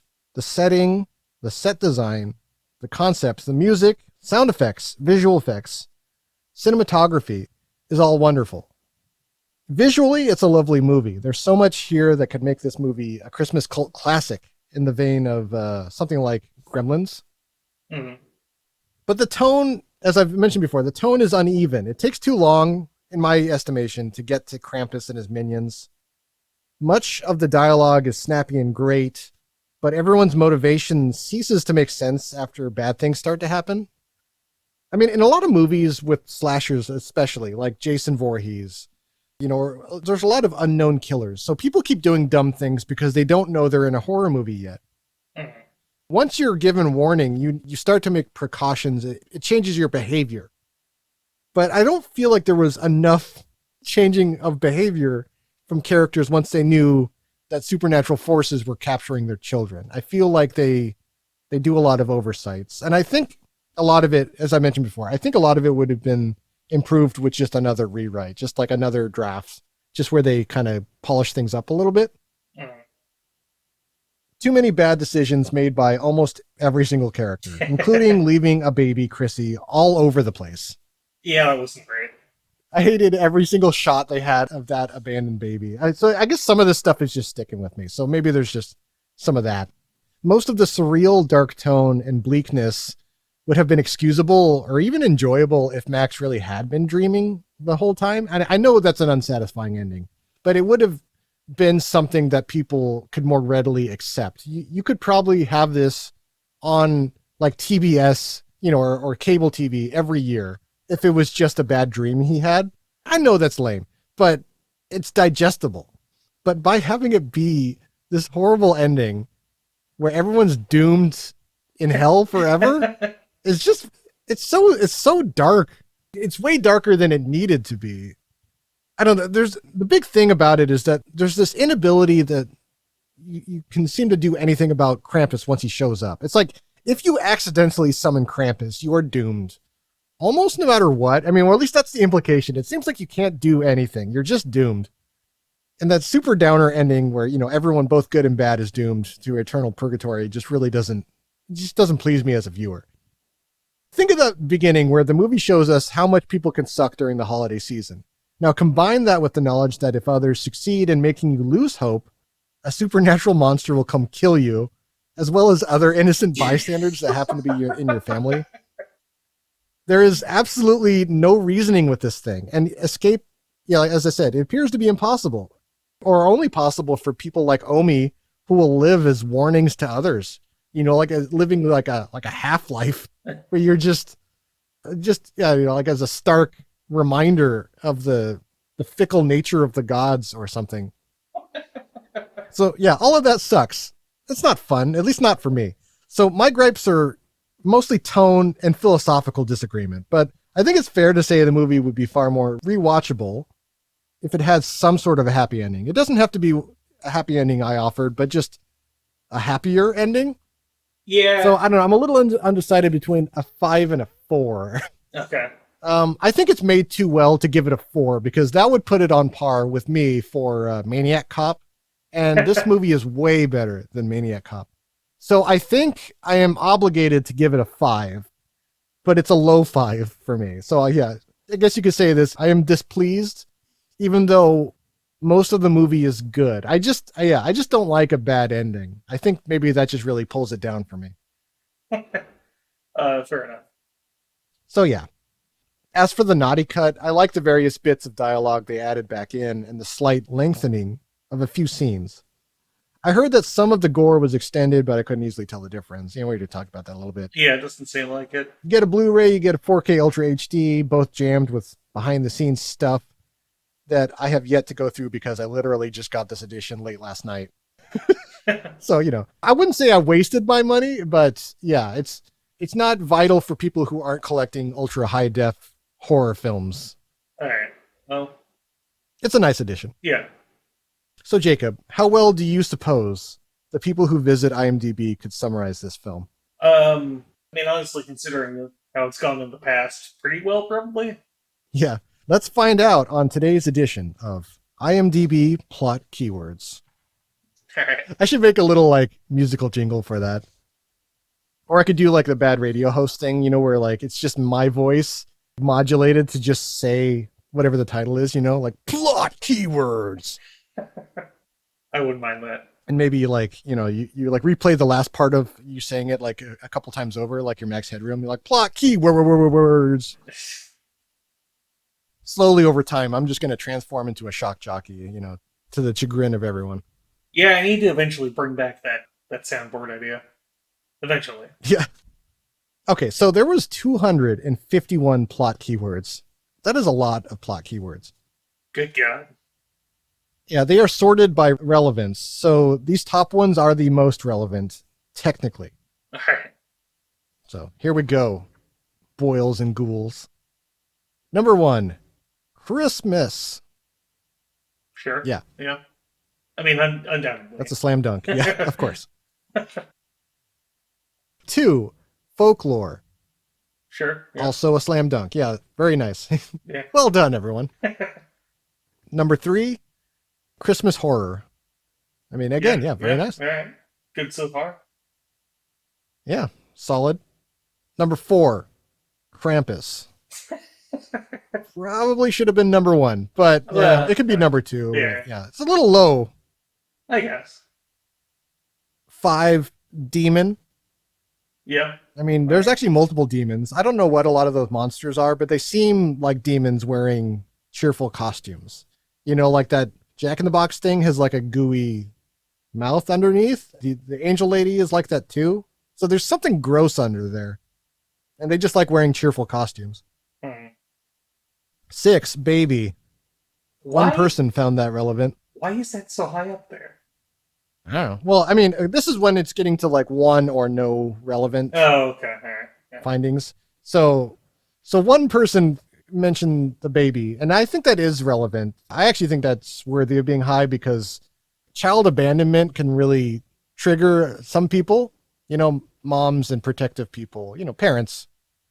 So yeah, you probably should warn people about that they keep abandoning poor baby Chrissy, like all over the place in the movie. Why do they do that? It's like a running joke almost. They're like, oh, forgot the baby again. 7, dog. I think I would have been more specific and said bulldog, but I guess that'll do. There is a dog. Yeah. I mean, a bulldog almost isn't a dog. It's more like a small creature, like a homunculus or something. Yeah, it's a familiar. It's a strange little, a little life, but hardly resembling a dog anymore. Yeah. Not to throw shade at bulldogs. 8, holiday. Getting a little vague here, but that's fine. 9, snow globe. Probably should be higher because, it's both the ending and it's also quite prominent in the film. Yeah. Also, I want to note that the snow globe is featured prominently on the cover of some of the Krampus box arts for some of the DVDs. And I know people don't realize it, but that is giving away the entire ending. Yeah. He's got him in a snow globe now. I mean, there's no way you could know that unless you watched the movie, Well, yeah, that's true. It just seems like abstract art until you realize it's literal. Like, no, that's literally what happened. Yeah. Well, it's sort of like, what was it? What was that movie? It was like the found footage from, like, Quarantine, where the cover is also the just like last shot of the movie. The last shot? Yeah. Yeah, before the lady gets dragged away. Yeah, that's true. Spoiler for that movie, sort of. Yeah. 10, we got German. That also should be higher, but a lot of these kind of compete for relevance on here because they're all pretty relevant. I mean, this is a very German movie just because of how much they allow Omi to just speak German. That's become kind of disfavored in these subsequent generations of American cinema. I feel like in some of the earlier decades, we were more prominent with other languages. I mean, not just German, but just whatever. Usually like, French or German or whatever. But it's weird to just have her speak that way. I'm glad they went. It's weird because it's both nice, but I don't know. I feel like maybe she overdoes it. I feel, as I said earlier, I think she almost hides behind her language because she knows English and she can speak English and she just stubbornly refuses to. To be clear, I don't know why that is. To be clear, we're talking about the character and not the actress who is in fact German. Is she? Yeah. Oh, wow. Oh, yeah, the actress is great. Yeah, no, I also, when I was crapping all over the grandmother character, I'm not crapping all over. Her name is Krista Stadler. Yeah, she was great. It's her character. Yeah, it's not her. Leave that woman alone. Or sorry, Austrian. All right. Should have. Oh God. Whatever. Same difference. They were annexed by Germany. You accepted Hitler with open arms. Oh. Man, come on.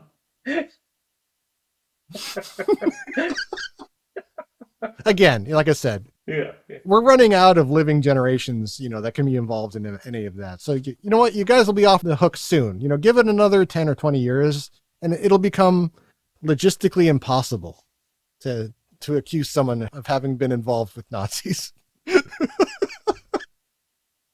Anyway, 11, Santa Claus.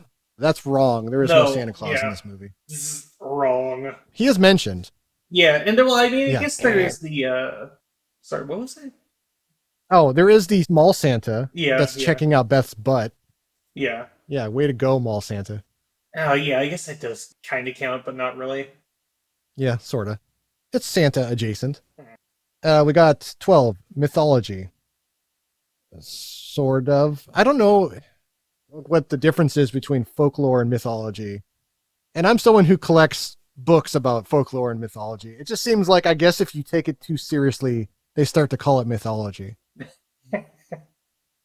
Yeah, I don't think there's a terribly meaningful distinction. Yeah, so, it's fine. 13, surprise ending. Yeah, Yeah. it is surprising. I was honestly surprised.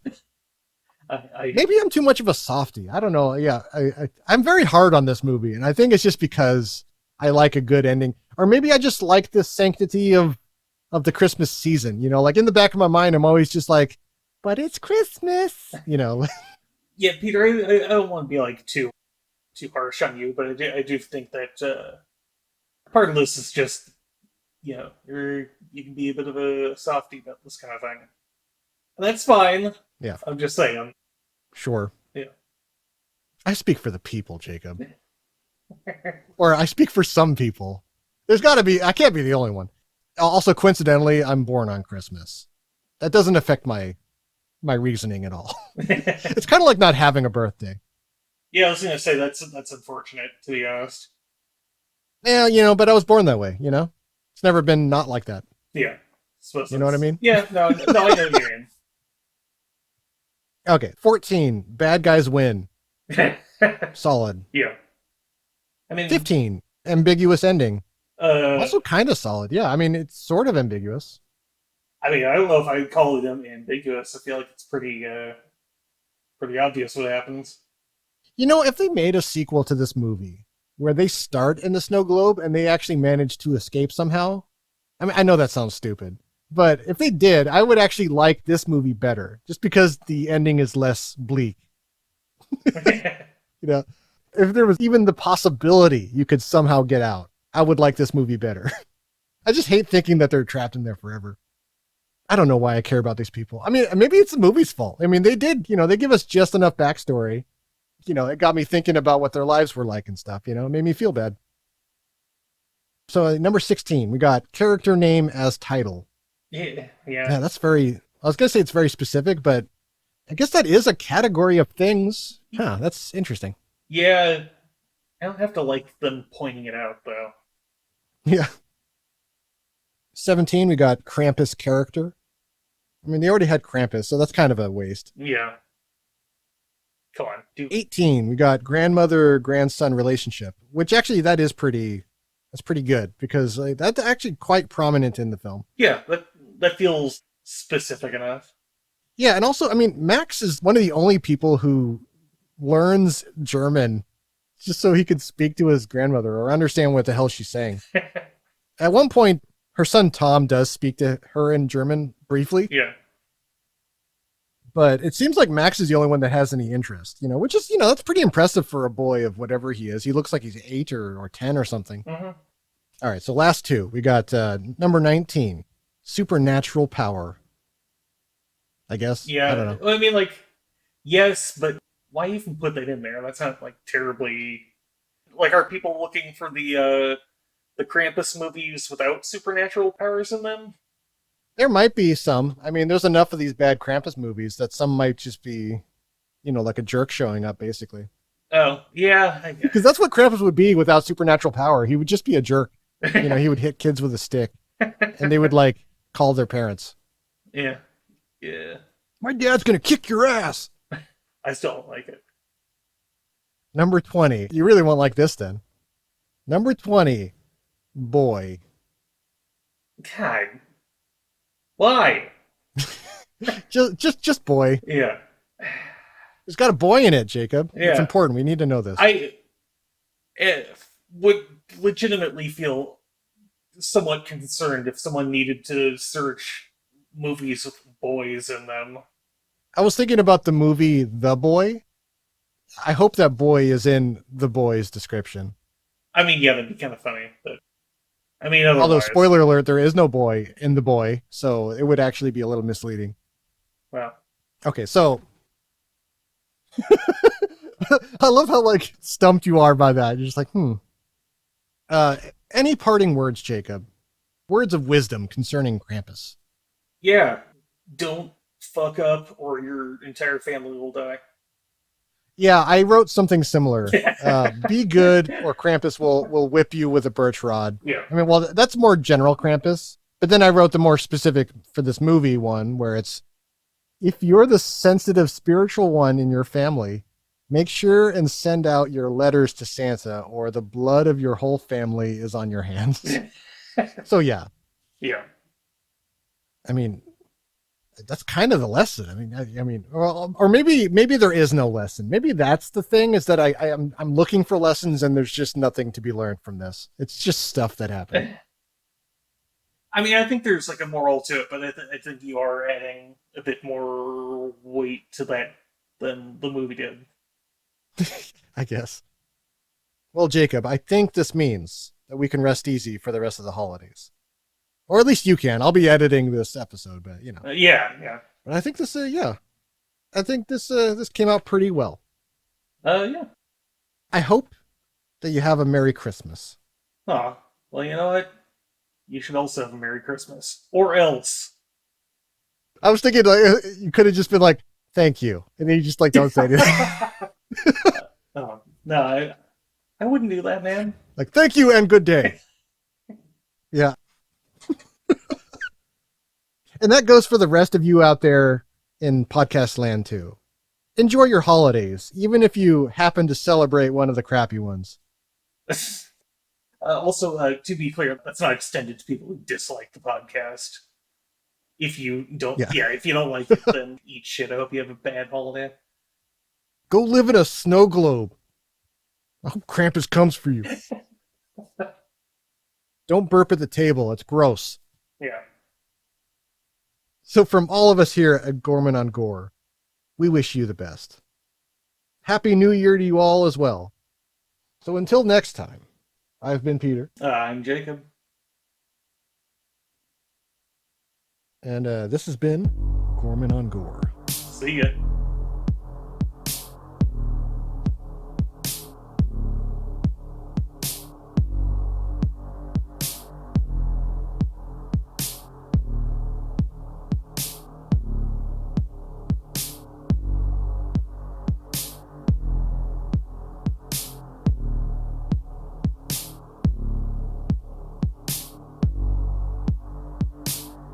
I got one more. I got one more thing.